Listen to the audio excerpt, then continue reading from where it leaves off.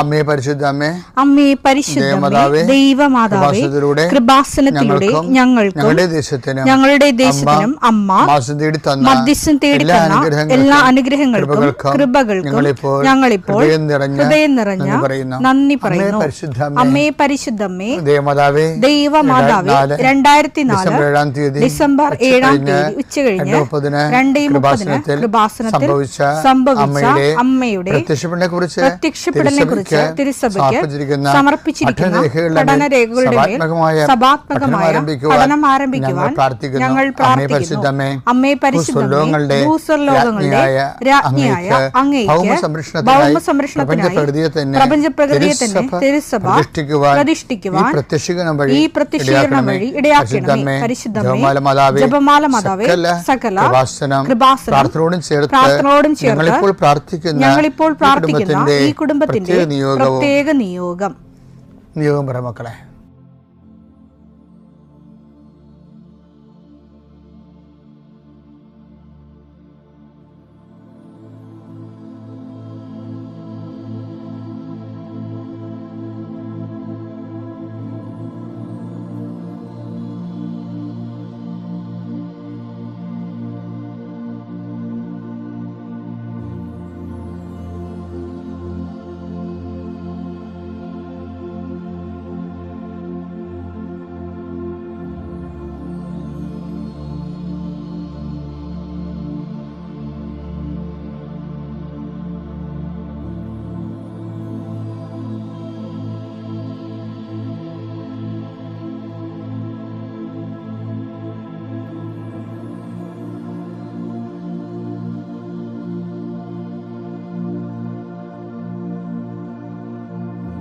അമ്മയുടെ പ്രത്യക്ഷീകരണത്തിന്റെ ഈ അനുഗ്രഹവേളയിൽ ഞങ്ങൾക്ക് സാധിച്ചു തരുവാൻ കനിയണമേ.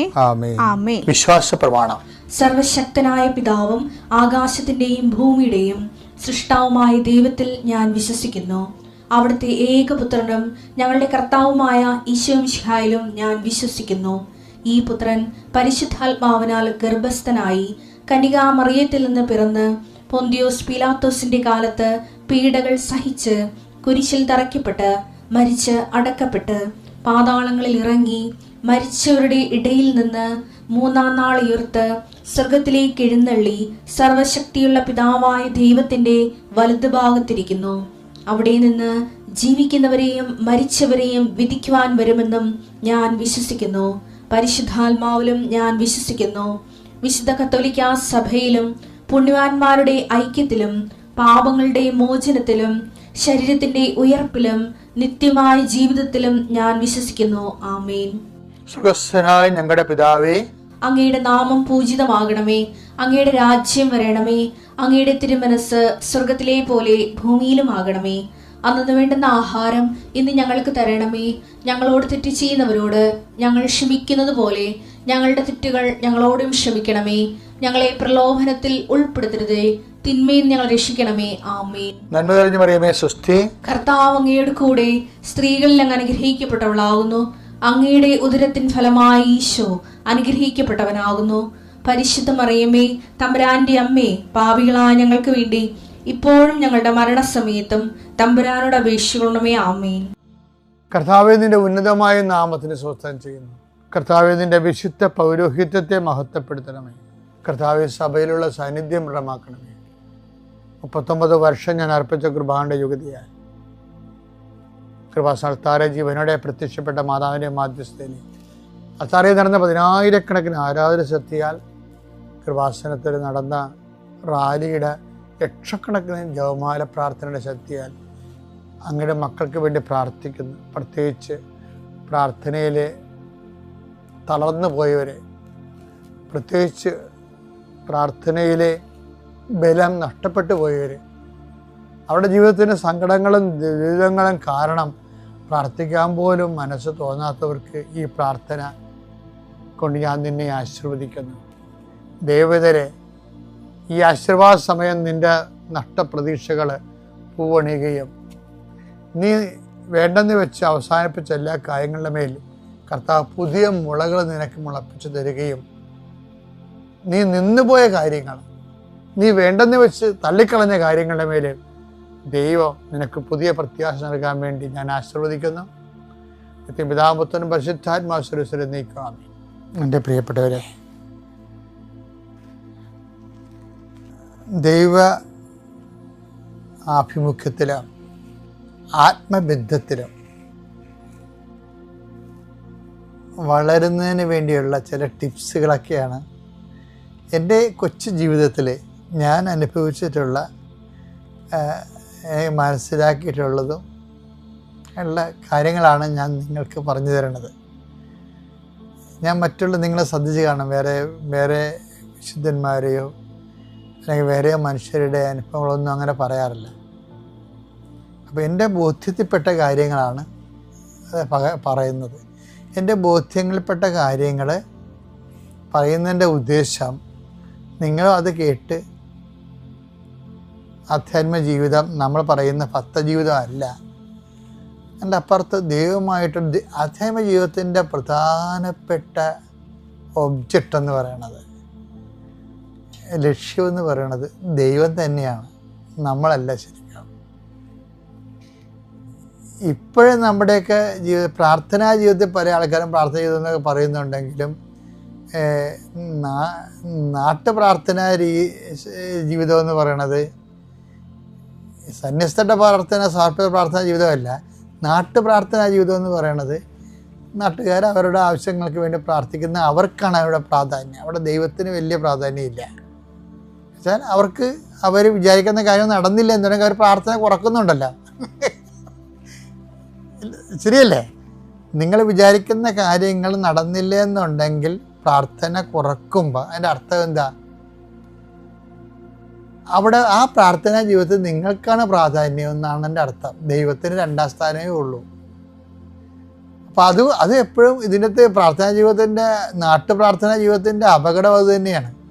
കാര്യം ദൈവത്തിന് ഈ ഉടായിപ്പ് അറിയാം. കാര്യം നിങ്ങൾ അനുഗ്രഹം കൊടുത്തില്ല എന്നുണ്ടെങ്കിൽ നിങ്ങൾ കള്ളന്മാർ ചവിട്ടും എന്നൊക്കെ അറിയാം. അപ്പം ദൈവത്തിന് നമ്മളെ വിശ്വസിക്കാൻ പറ്റുന്നില്ല. അതൊരു വല്ലാത്തൊരു ട്രാജഡിയാണ്. യോഹന്നാൻ 2:24 യേശുവാകട്ടെ അവരെ വിശ്വസിച്ചില്ല. കാരണം അവരെല്ലാം അറിഞ്ഞിരുന്നു. മനുഷ്യനെ പറ്റി ആരുടെയും സർട്ടിഫിക്കറ്റ് അവന് ആവശ്യമായിരുന്നില്ല. മനുഷ്യനിലുള്ളത് എന്താണെന്ന് അവൻ വ്യക്തമായി അറിഞ്ഞിരുന്നു. വളരെ ക്രിസ്റ്റൽ ക്ലിയർ ആയിട്ട് അറിയാവുന്ന. അതുകൊണ്ട് തന്നെയാണ് പല പ്രാർത്ഥനകൾക്കും ദൈവത്തെക്കാൾ പ്രാധാന്യം നമ്മൾക്ക് വരുന്നുണ്ട്. ഇനി ഇതിനെ അട്ടിമറിക്കാൻ, ഇതിനെ അതിജീവിക്കാനുള്ള മാർഗം ദൈവത്തിൻ്റെ പേരിൽ ദൈവത്തിനാണ് പ്രാധാന്യമെന്നുള്ളത് നമ്മുടെ ജീവിതം കൊണ്ട് ദൈവത്തെ ബോധ്യപ്പെടുത്തേണ്ടി വരും. അപ്പോൾ നിങ്ങൾ ചോദിക്കും അതിനെന്ത് ചെയ്യുമെന്ന്. അതിനൊരു ചെറിയ ടിപ്പുണ്ട്. എന്ന് വെച്ച് കഴിഞ്ഞാൽ, നിങ്ങളെ യാതൊരുവിധ പേയ്മെൻറ്റും പ്രതീക്ഷിക്കാതെ ഒത്തിരിയേറെ അധ്വാനങ്ങൾ ഈ വിഷയത്തിൽ ഒത്തിരിയേറെ ഈ വിഷയത്തിൽ വിശ്വാസങ്ങൾ നിക്ഷേപിക്കണം. പേയ്മെൻറ്റോ ഇൻട്രസ്റ്റോ ഒന്നും പ്രതീക്ഷിക്കരുത്. നിങ്ങൾക്കിന്ന്, അതായത് പ്രത്യുപകാരമോ പ്രതിഫലം പ്രതീക്ഷിക്കാതെ നിങ്ങളുടെ ജീവിതത്തിൽ കുറേ വിശ്വാസ നിക്ഷേപങ്ങൾ ജീവിത സാക്ഷ്യമായിട്ടുണ്ടായാൽ പതുക്കെ നിങ്ങളുടെ മൂല്യം ദൈവത്തിൻ്റെ സന്നിധിയിൽ വർദ്ധിക്കും. ഇതിന് ബാക്കി അടുത്ത ദിവസം പറയാം. പരിശുദ്ധ അമ്മ ജീവനോടെ പ്രത്യക്ഷപ്പെട്ട ഈ അൾത്താരയിൽ നാലാമതൊരു സാക്ഷിയായി എന്നെ ഉയർത്തിയതിന് ഞാൻ എൻ്റെ ആത്മാവിനെ തന്നെ സമർപ്പിച്ചുകൊണ്ട് അമ്മയ്ക്കും തിരുകുമാരനും കോടാനുകോടി നന്ദി പറയുന്നു. അമ്മേ, പരിശുദ്ധ അമ്മേ, എൻ്റെ ഇപ്പോഴത്തെ സാക്ഷ്യം ഞാൻ പറയുന്നത്, ഞാനൊരു തൈറോയ്ഡ് രോഗിയായിരുന്നു. പക്ഷേ മരുന്ന് കഴിച്ചുകൊണ്ടിരിക്കുകയായിരുന്നു 1 വർഷത്തോളം. പക്ഷേ ഒരു ദിവസം ഞാൻ അമ്മയോട് പറഞ്ഞു, അമ്മേ, ഞാൻ അമ്മയെ മാത്രം സ്വീകരിച്ച് അമ്മയും തിരുകുമാരനോട് മാത്രം അപേക്ഷിച്ചുകൊണ്ട് നടക്കുന്ന ഒരു ഭക്തയല്ലേ അമ്മേ, ഇനി ഞാൻ ഗുളികയൊന്നും കഴിക്കില്ല. ഇന്ന് തുടങ്ങി ഞാൻ മരുന്ന് കഴിക്കില്ല എന്ന് പറഞ്ഞ് ഒരു മാസത്തിലധികമായി ഞാൻ മരുന്ന് കഴിക്കാതെ. അതിനുശേഷം ഈ കഴിഞ്ഞ ദിവസം ഞാൻ തൈറോയ്ഡ് ടെസ്റ്റ് ചെയ്തപ്പോൾ എന്നെ പൂർണ്ണമായിട്ടും മാതാവും തിരുകുമാരനും എന്നെ സൗഖ്യപ്പെടുത്തി. ഇന്ന് എനിക്ക് ആ രോഗമില്ല. പിന്നെ രണ്ടാമത്തെ സാക്ഷ്യം, എൻ്റെ ഈ കൈവിരലുകൾ ഉടമ്പടി നേർച്ച വസ്തുക്കൾ ഉപയോഗിച്ച് സൗഖ്യപ്പെട്ടതാണ്. കൈ കുഴിനകം കുത്തി ആകെ വികൃതമായിരുന്നു. അതിൽ നിന്ന് സ്മെല്ല് വന്നുകൊണ്ടിരുന്നു. ഞാൻ ഇവിടെ വന്ന അമ്മയോട് നമ്മുടെ പുറത്തിരിക്കുന്ന മാതാവിൻ്റെ കൈകളിലേക്ക് ഞാൻ ഏൽപ്പിച്ചു. അമ്മേ, ഈ വിരലുകൾ ഞാൻ അമ്മയുടെ കയ്യിലോട്ട് തരുകയാണ്. അമ്മ തന്നെ എനിക്കിത് സൗഖ്യപ്പെടുത്തി തരണം. ഒരു മരുന്ന് ചെയ്തിട്ടും ഇത് മാറുന്നില്ല. അന്ന് ചെന്നപ്പോൾ തുടങ്ങി ഞാൻ തൈലം രാത്രിയിൽ പുരട്ടിക്കൊണ്ട് കിടക്കും. പിന്നെ വേദന ഇല്ലാതായി ഞാൻ നോക്കിയപ്പോഴാണ് എൻ്റെ കൈ ഇതെങ്ങനെ മാറി. മാതാവേ, നല്ല വിരലായി മാതാവ് എനിക്കത് തിരുകുമാരനിൽ നിന്ന് എനിക്ക് സാധിച്ചു തന്നു. പിന്നെ ഉടമ്പടി ഉപ്പ് ഉപയോഗിച്ച് എനിക്ക് ഉദരരോഗം, പിന്നെ എൻ്റെ മകന് കിഡ്നി സ്റ്റോൺ ഉണ്ടായിരുന്നു, അതും അമ്മ മാറ്റി തന്നു. പിന്നെ മൂന്നാമത്തെ സാക്ഷി എന്ന് പറഞ്ഞാൽ സാമ്പത്തിക ബുദ്ധിമുട്ട് എനിക്ക് ഒത്തിരി ഉണ്ടായിരുന്നു. ഞാനൊരു അംഗൻവാടി ടീച്ചറാണ്. പിന്നെ എനിക്കൊരു 20 ലീവ് എനിക്കുണ്ട്. പക്ഷേ ആ 20 ലീവും ഞാൻ ഈ കൃപാസന മാതാവിൻ്റെ അടുത്ത് വരാൻ വേണ്ടി മാത്രമാണ് ഞാൻ എടുത്തത്. ഒത്തിരി പേരെ ഞാനിവിടെ കൊണ്ടുവന്നിട്ടുണ്ട്. സാമ്പത്തിക ബുദ്ധിമുട്ടാണെങ്കിലും അവരെ ഞാൻ ഇവിടേക്ക് കൊണ്ടുവരും. എൻ്റെ കയ്യിലുള്ള പോലെ കൊടുത്ത് സഹായിച്ച് ഞാൻ ഇവിടെ കൊണ്ടുവരും. ഒരു ദിവസം ഞാൻ പ്രത്യക്ഷീകരണ പ്രാർത്ഥന ചൊല്ലിക്കൊണ്ടിരുന്നപ്പോൾ ഞാൻ അമ്മയോടും തിരുകുമാരനോടും പറഞ്ഞു, അമ്മേ, എന്നെ സഹായിക്കാൻ സ്വർഗത്തിൽ നിന്ന് ആരെങ്കിലും നീ എനിക്ക് അയച്ചു തരണം. എനിക്ക് ഇങ്ങനെ സാമ്പത്തിക ബുദ്ധിമുട്ട്, കട നടത്തി ഒത്തിരി ബുദ്ധിമുട്ട് വന്ന് എല്ലാം പൊളിഞ്ഞു പോയി. ഇനി മകന് ജോലിയും കിട്ടാൻ വേണ്ടിയിട്ട് ഞാൻ പ്രാർത്ഥിച്ചു. മാതാവേ, സ്വർഗത്തിൽ നിന്ന് ആരെങ്കിലും നീ എനിക്ക് അയച്ചു തന്ന് എന്നെ സഹായിക്കണമെന്ന് പറഞ്ഞു. മകന് വിദേശ ജോലിക്ക് പോകണം. കുറേ പൈസയുടെ ആവശ്യമുണ്ട്. ഒരു 4.5 ലക്ഷം രൂപയുടെ ആവശ്യമുണ്ടായിരുന്നു. ഇതെവിടെ നിന്ന് കിട്ടും? എന്നാൽ മാത്രമല്ലേ ഞങ്ങളുടെ കടം മാറുള്ളൂ. സ്വന്തമായി ഭവനവുമില്ല. മാതാവേ, എൻ്റെ മകൻ പോയാൽ മാത്രമേ ഞങ്ങൾക്ക് രക്ഷപ്പെടാൻ സാധിക്കുകയുള്ളൂ. ഞാൻ അമ്മയോട് പ്രത്യക്ഷീകരണ സമയത്തിൻ്റെ പ്രാർത്ഥനയിൽ ഞാൻ പറഞ്ഞു, സ്വർഗത്തിൽ നിന്ന് ആരെങ്കിലും എനിക്ക് അയച്ചതാ അമ്മയെന്ന് പറഞ്ഞു. അതുപോലെ ഞാൻ പിറ്റേ ദിവസം ഞാൻ കൃപാസനത്തിലേക്ക് വരുമ്പോൾ ആലുവ ബസ് സ്റ്റാൻഡിൽ ഞാനിങ്ങനെ അന്ന് ഞാൻ 6 പേരെയും കൊണ്ടാണ് വരുന്നത് പുതിയതായിട്ട്. നിൽക്കുന്ന സമയത്ത് ഒരു പെൺകുട്ടി, ഒരു 10-45 വയസ്സുണ്ട്, എൻ്റെ അടുത്തേക്ക് ഓടി വന്നിട്ട് ചോദിച്ചു, നിങ്ങൾ കൃപാസനത്തിലേക്ക് പോകണയാണോ? ഞാൻ പറഞ്ഞു, അതെ. എന്നെയും കൂടെ കൊണ്ടുപോകുമോ? വാ, ഞങ്ങളുടെ കൂടെ വാ. കൊണ്ടുവന്നു. എൻ്റെ അടുത്തിരുന്ന് ഞങ്ങൾ സംസാരിച്ചു. അങ്ങനെ ഇവിടെ എത്തിക്കഴിഞ്ഞപ്പോൾ ഞങ്ങൾ തമ്മിൽ പിരിഞ്ഞു പോയി. പിന്നെ കണ്ടില്ല. അതിനുശേഷം ഞങ്ങളിവിടെ പ്രാർത്ഥനയൊക്കെ കഴിഞ്ഞ് ഞാൻ ഒരു 2 മണിയൊക്കെ ആയപ്പോൾ അപ്പുറത്തേക്ക് കടന്നു നിന്നു ബസ് കയറാൻ വേണ്ടിയിട്ട്. അപ്പം എനിക്ക് വീണ്ടും തോന്നാണ്, അമ്മയെ ഒന്നുകൂടി വന്ന് എനിക്ക് കാണണം. ഞാൻ അവരോട് പറഞ്ഞു, നിങ്ങൾ പോണെങ്കിൽ പൊക്കോ, എനിക്ക് അമ്മയെ ഒന്നുകൂടി കാണണം, പ്രാർത്ഥിക്കണം. ഞാൻ അങ്ങനെ വീണ്ടും ഇവിടെ അൾത്താരയുടെ അടുത്ത് വന്നിന്ന് പ്രാർത്ഥിച്ചുകൊണ്ട് നിൽക്കുമ്പോൾ എൻ്റെ കൂടെ വന്ന പെൺകുട്ടി എന്നെ കാണാതെ മാതാവിനോട് കരഞ്ഞു പ്രാർത്ഥിക്കുകയാണ്. എനിക്ക് സിന്ധു ചേച്ചീനെ കാണിച്ചു തരണം മാതാവേ.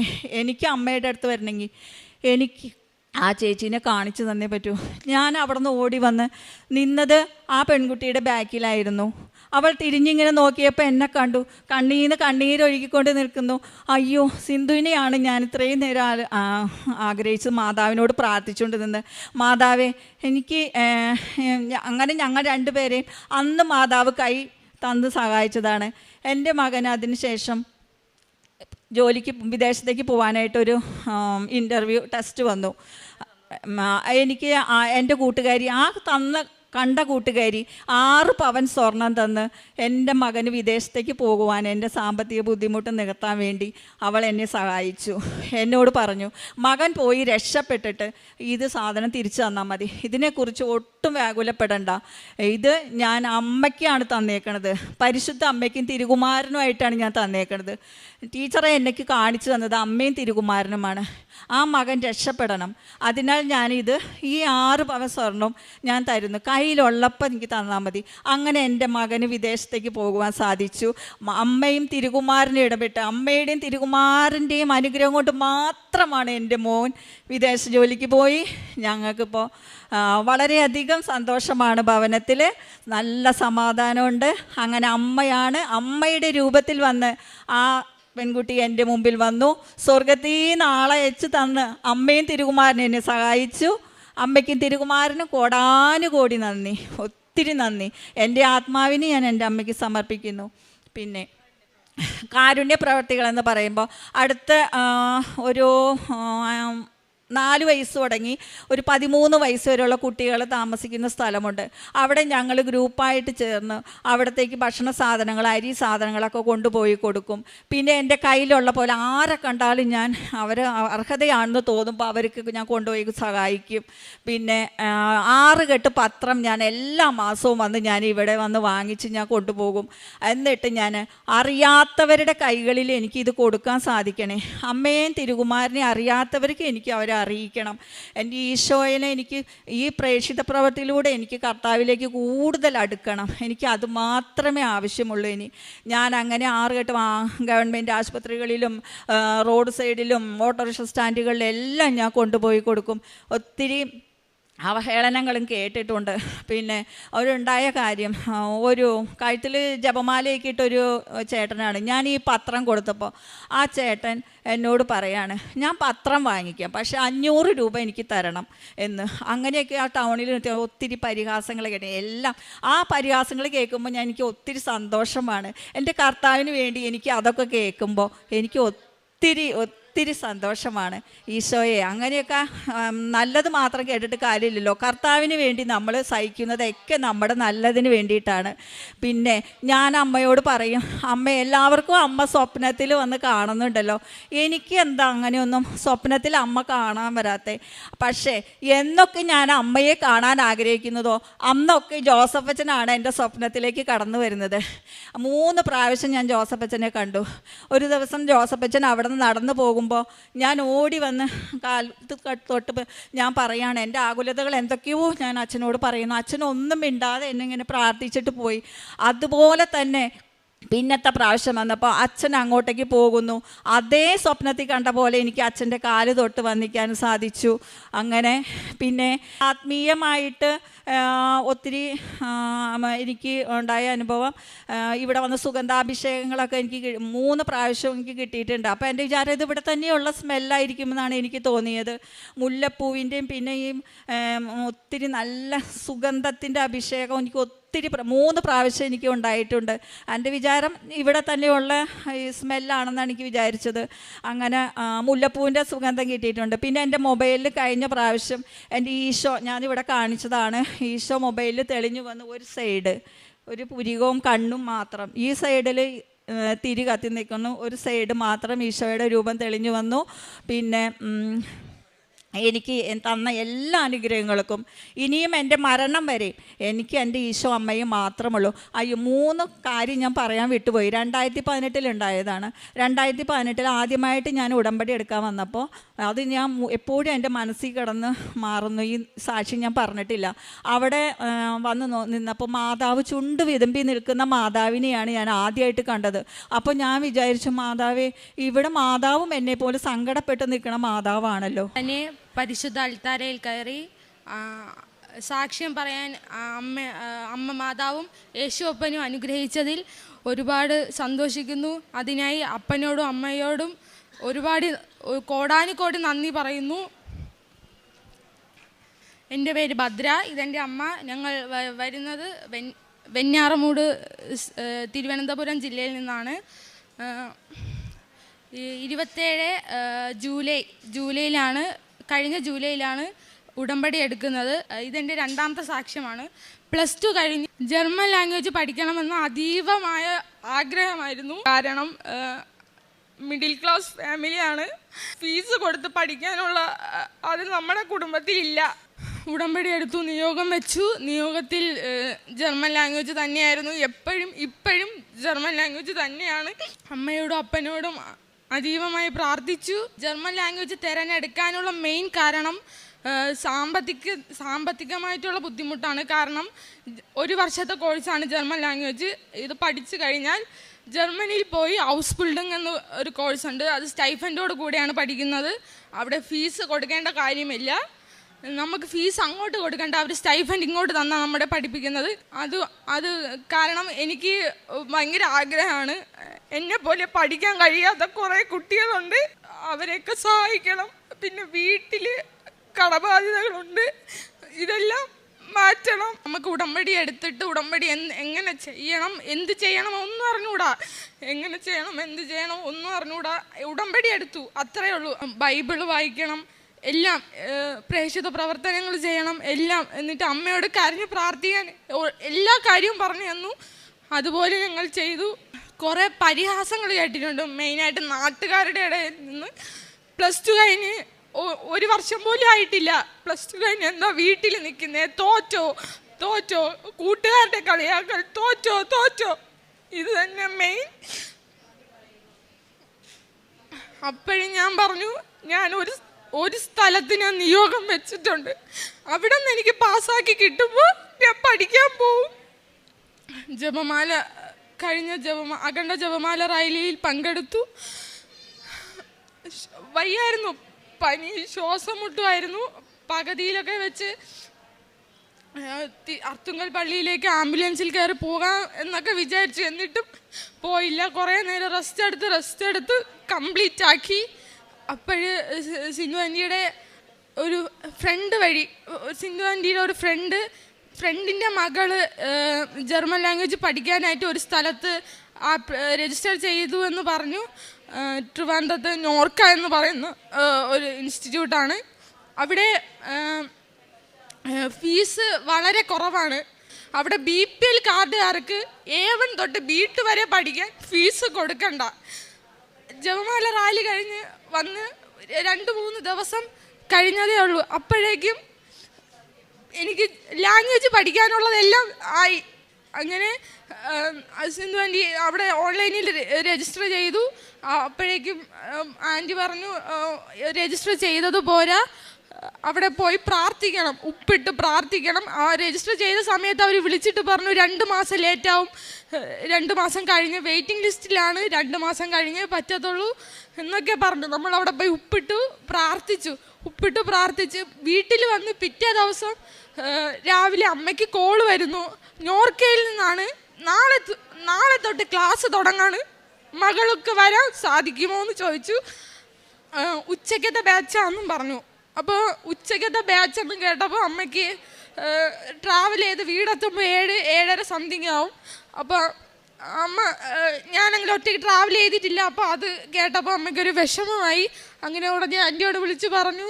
അപ്പോൾ ആൻറ്റി പറഞ്ഞു, ഒരിക്കലും അങ്ങനെ പറയരുത്, അമ്മ മാതാവും യേശുവും തന്ന അനുഗ്രഹം ഒരിക്കലും നിരസിക്കരുത്, പോയി പഠിക്കണം, ക്ലാസ് അറ്റൻഡ് ചെയ്യണം എന്ന് പറഞ്ഞു. പിറ്റേ ദിവസം അഡ്മിഷൻ എടുക്കാൻ ക്ലാസ്സിന് പോയി. അപ്പോൾ അടുത്തത് ഫോൺ, ഞാൻ അമ്മയുടെ ഫോണാണ് യൂസ് ചെയ്തുകൊണ്ടിരുന്നത്. അപ്പോൾ അമ്മ അവിടെ ചെന്നപ്പോൾ പറഞ്ഞു, ഓൺലൈനായിട്ട് കുറേ കാര്യങ്ങൾ ചെയ്യാനുണ്ട്, അപ്പോൾ ഫോൺ എന്തായാലും വേണം, ഫോണില്ലാതെ ഈ കോഴ്സ് പഠിക്കാൻ പറ്റത്തില്ല എന്ന് പറഞ്ഞു. അങ്ങനെ ഉടനെ അമ്മ മാതാവ് എല്ലാത്തിനും ഒരാളെ നിയോഗത്തിൽ വെച്ച് തരും. നമ്മൾ ഒന്നിനും ഉടമ്പടി എടുത്ത് പ്രാർത്ഥിച്ചു കഴിഞ്ഞാൽ നമ്മൾ നിന്നാൽ മതി, ബാക്കിയെല്ലാം അമ്മ മാതാവ് ഓരോരുത്തരെയായിട്ട് നിയോഗിച്ച് തരും.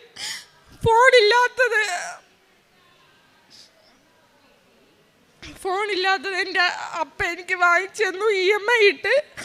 അപ്പ എന്ന് പറയുമ്പോൾ അച്ഛൻ്റെ സിസ്റ്റർ സന്ധ്യ എന്ന പേര്. അത് അപ്പോൾ ആ സ്പോട്ടിൽ തന്നെ ഫോൺ കിട്ടുന്നു. ക്ലാസ്സിന് 2 മാസം ലേറ്റാവും എന്ന് പറഞ്ഞിട്ട് അപ്പോൾ തന്നെ പിറ്റേ ദിവസം വിളിച്ച് പറയുന്നു, ക്ലാസ് നാളെ തൊട്ട് സ്റ്റാർട്ടായി. 1 ദിവസം പോയി, അന്ന് തന്നെ ഫോൺ കിട്ടുന്നു. എല്ലാം ശരിയായി. പിന്നെ ഞാൻ ഉടമ്പടി എടുത്ത് ഇടയ്ക്ക് വെച്ച് ആരും അറിഞ്ഞില്ല 3 മണിക്ക് എഴുന്നേറ്റ് പ്രാർത്ഥിക്കും. മെഴുകുതിരി ഉരുകി തീരുമ്പോൾ അമ്മ ഒരാഴ്ച കഴിഞ്ഞ് അമ്മ എന്നോട് ചോദിച്ചു, ഇതെന്തിങ്ങനെ മെഴുകുതിരി തീർന്നിരിക്കുന്നതെന്ന് ചോദിച്ചു. ഞാൻ പറഞ്ഞു, ഞാൻ 3 മണിക്ക് എഴുന്നേറ്റ് പ്രാർത്ഥിക്കാറുണ്ട് എന്ന് പറഞ്ഞു. കരഞ്ഞു പ്രാർത്ഥിച്ചു. 3 മണിയുടെ ശക്തി ഞാൻ അന്ന് അറിഞ്ഞത്. പിന്നെ ഞാൻ ഇന്നിവിടെ നിൽക്കുന്നു, ഇപ്പം ഞാൻ ആ ജർമ്മൻ ലാംഗ്വേജ് പഠിക്കുന്നു, എൻ്റെ മാത്രം കഴിവല്ല, അമ്മ മാതാവിൻ്റെയും യേശുവിൻ്റെയും അനുഗ്രഹവും. അമ്മ മാതാവും യേശുവും ഞങ്ങൾക്ക് വേണ്ടി കുറേ ആൾക്കാരെ നിയോഗിച്ചിട്ടുണ്ട്. അവരെല്ലാവരുടെയും പ്രാർത്ഥന കാരണമാണ് ഞാൻ ഇന്നിപ്പോൾ ഇവിടെ ഈ ജർമ്മൻ ലാംഗ്വേജ് പഠിക്കാൻ പോകുന്നത്. A1 ഇപ്പോൾ ഞാൻ രണ്ടാഴ്ചയായി എനിക്ക് ക്ലാസ്സിന് പോകുന്നതിന് മുന്നേ വന്ന് സാക്ഷ്യം പറയാൻ ആഗ്രഹിച്ചതാ. പക്ഷേ അവർ പറഞ്ഞു പിറ്റേ ദിവസം തന്നെ ക്ലാസ്സിന് കയറിയേ പറ്റത്തുള്ളൂ എന്ന് പറഞ്ഞു. അതാണ് ഇത്രയും ലേറ്റായത്.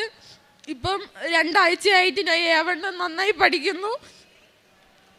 എന്നെ എല്ലാവരുടെയും പരിഹാസത്തിന് മുമ്പിലും കളിയാക്കലിന് മുമ്പിലും നിന്ന് രക്ഷിച്ച എൻ്റെ അമ്മ മാതാവിനും യേശോപ്പയ്ക്കും 1000 നന്ദി ഞാൻ പറയുന്നു.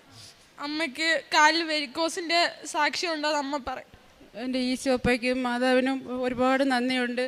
എൻ്റെ വർഷങ്ങളായിട്ട് 10-20 വർഷമായിട്ട് എൻ്റെ കാലിൽ വെരിക്കോസ് എൻ്റെ പ്രശ്നം ഉണ്ടായിരുന്നു. അത് 1 മാസം ജോലിക്ക് പോയാൽ പിന്നെ 2 മാസം എനിക്ക് പോകാൻ പറ്റത്തില്ലായിരുന്നു. കാരണം ഞരമ്പ് പൊട്ടി പഴുത്ത് വലിയ വ്രണമാവുമായിരുന്നു. അതും വെച്ച് കെട്ടി ആ അവസ്ഥയിലൊക്കെ ഞാൻ ജോലിക്ക് പോയിട്ടുണ്ട്, നിൽക്കാൻ പോലും പറ്റാത്ത അവസ്ഥയിൽ. പിന്നെ ലാസ്റ്റ് ഘട്ടം 1 വർഷം ഏതാണ്ട് ആവാൻ പോകുന്ന ആ അവസ്ഥയിൽ ഞാൻ അതുപോലെ ഇത് പൊട്ടിയപ്പോഴത്തേക്ക് ഞാൻ വീട്ടിൽ കിടന്നു. ആശുപത്രിയിൽ പോലും പോകത്തില്ല എന്ന് കരുതി ഞാൻ കിടന്നു.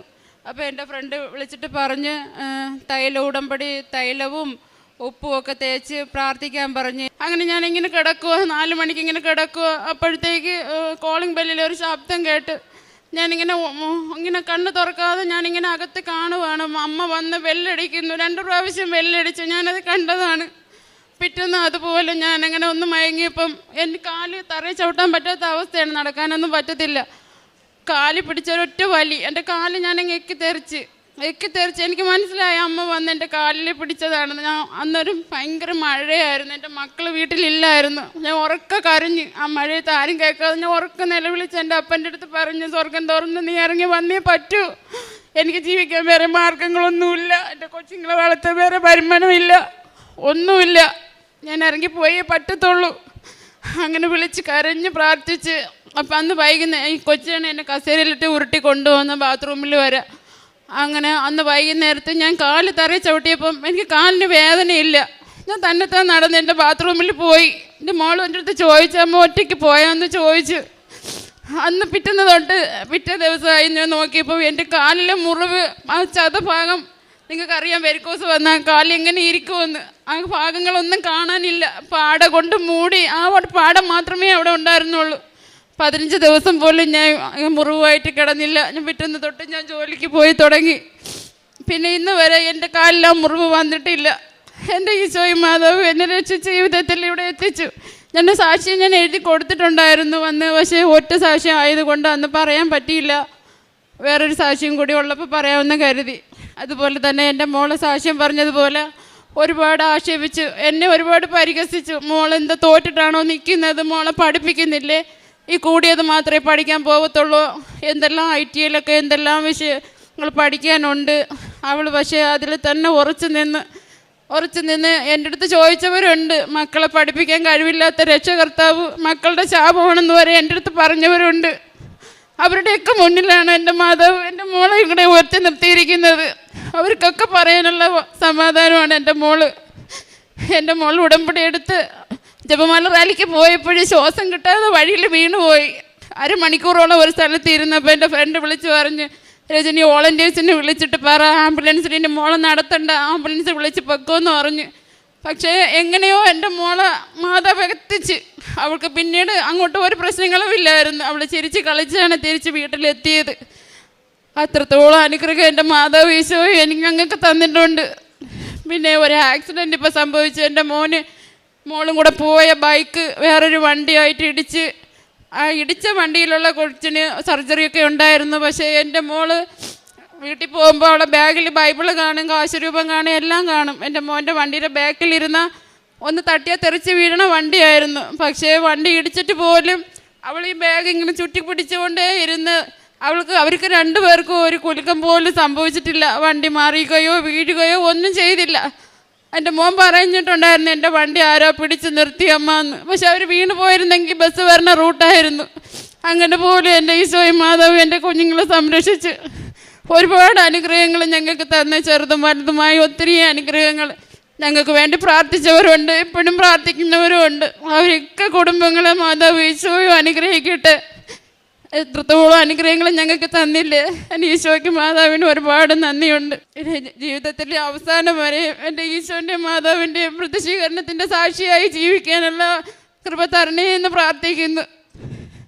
അച്ഛൻ എപ്പോഴും പറയാറുള്ളത് പോലെ ആവശ്യങ്ങൾ പറഞ്ഞ് നിങ്ങൾ പ്രാർത്ഥിക്കരുത്, മാതാവിൻ്റെ പ്രത്യക്ഷീകരണത്തിൻ്റെ സാക്ഷിയാക്കണേ എന്ന് മാത്രമേ പ്രാർത്ഥിക്കാവൂ എന്ന് പറഞ്ഞ് അദ്ദേഹം ആവശ്യങ്ങൾ പറയുമായിരുന്നു. പക്ഷേ ഇപ്പോൾ ഈ പ്രത്യക്ഷീകരണത്തിൻ്റെ സാക്ഷിയാക്കണേ എന്ന് മാത്രമേ പ്രാർത്ഥിക്കാറുള്ളൂ. അത്രത്തോളം അനുഗ്രഹം ഞങ്ങൾക്ക് തന്ന ഈശോയ്ക്ക് മാതാവിന് ഒരുപാട് നന്ദിയുണ്ട്.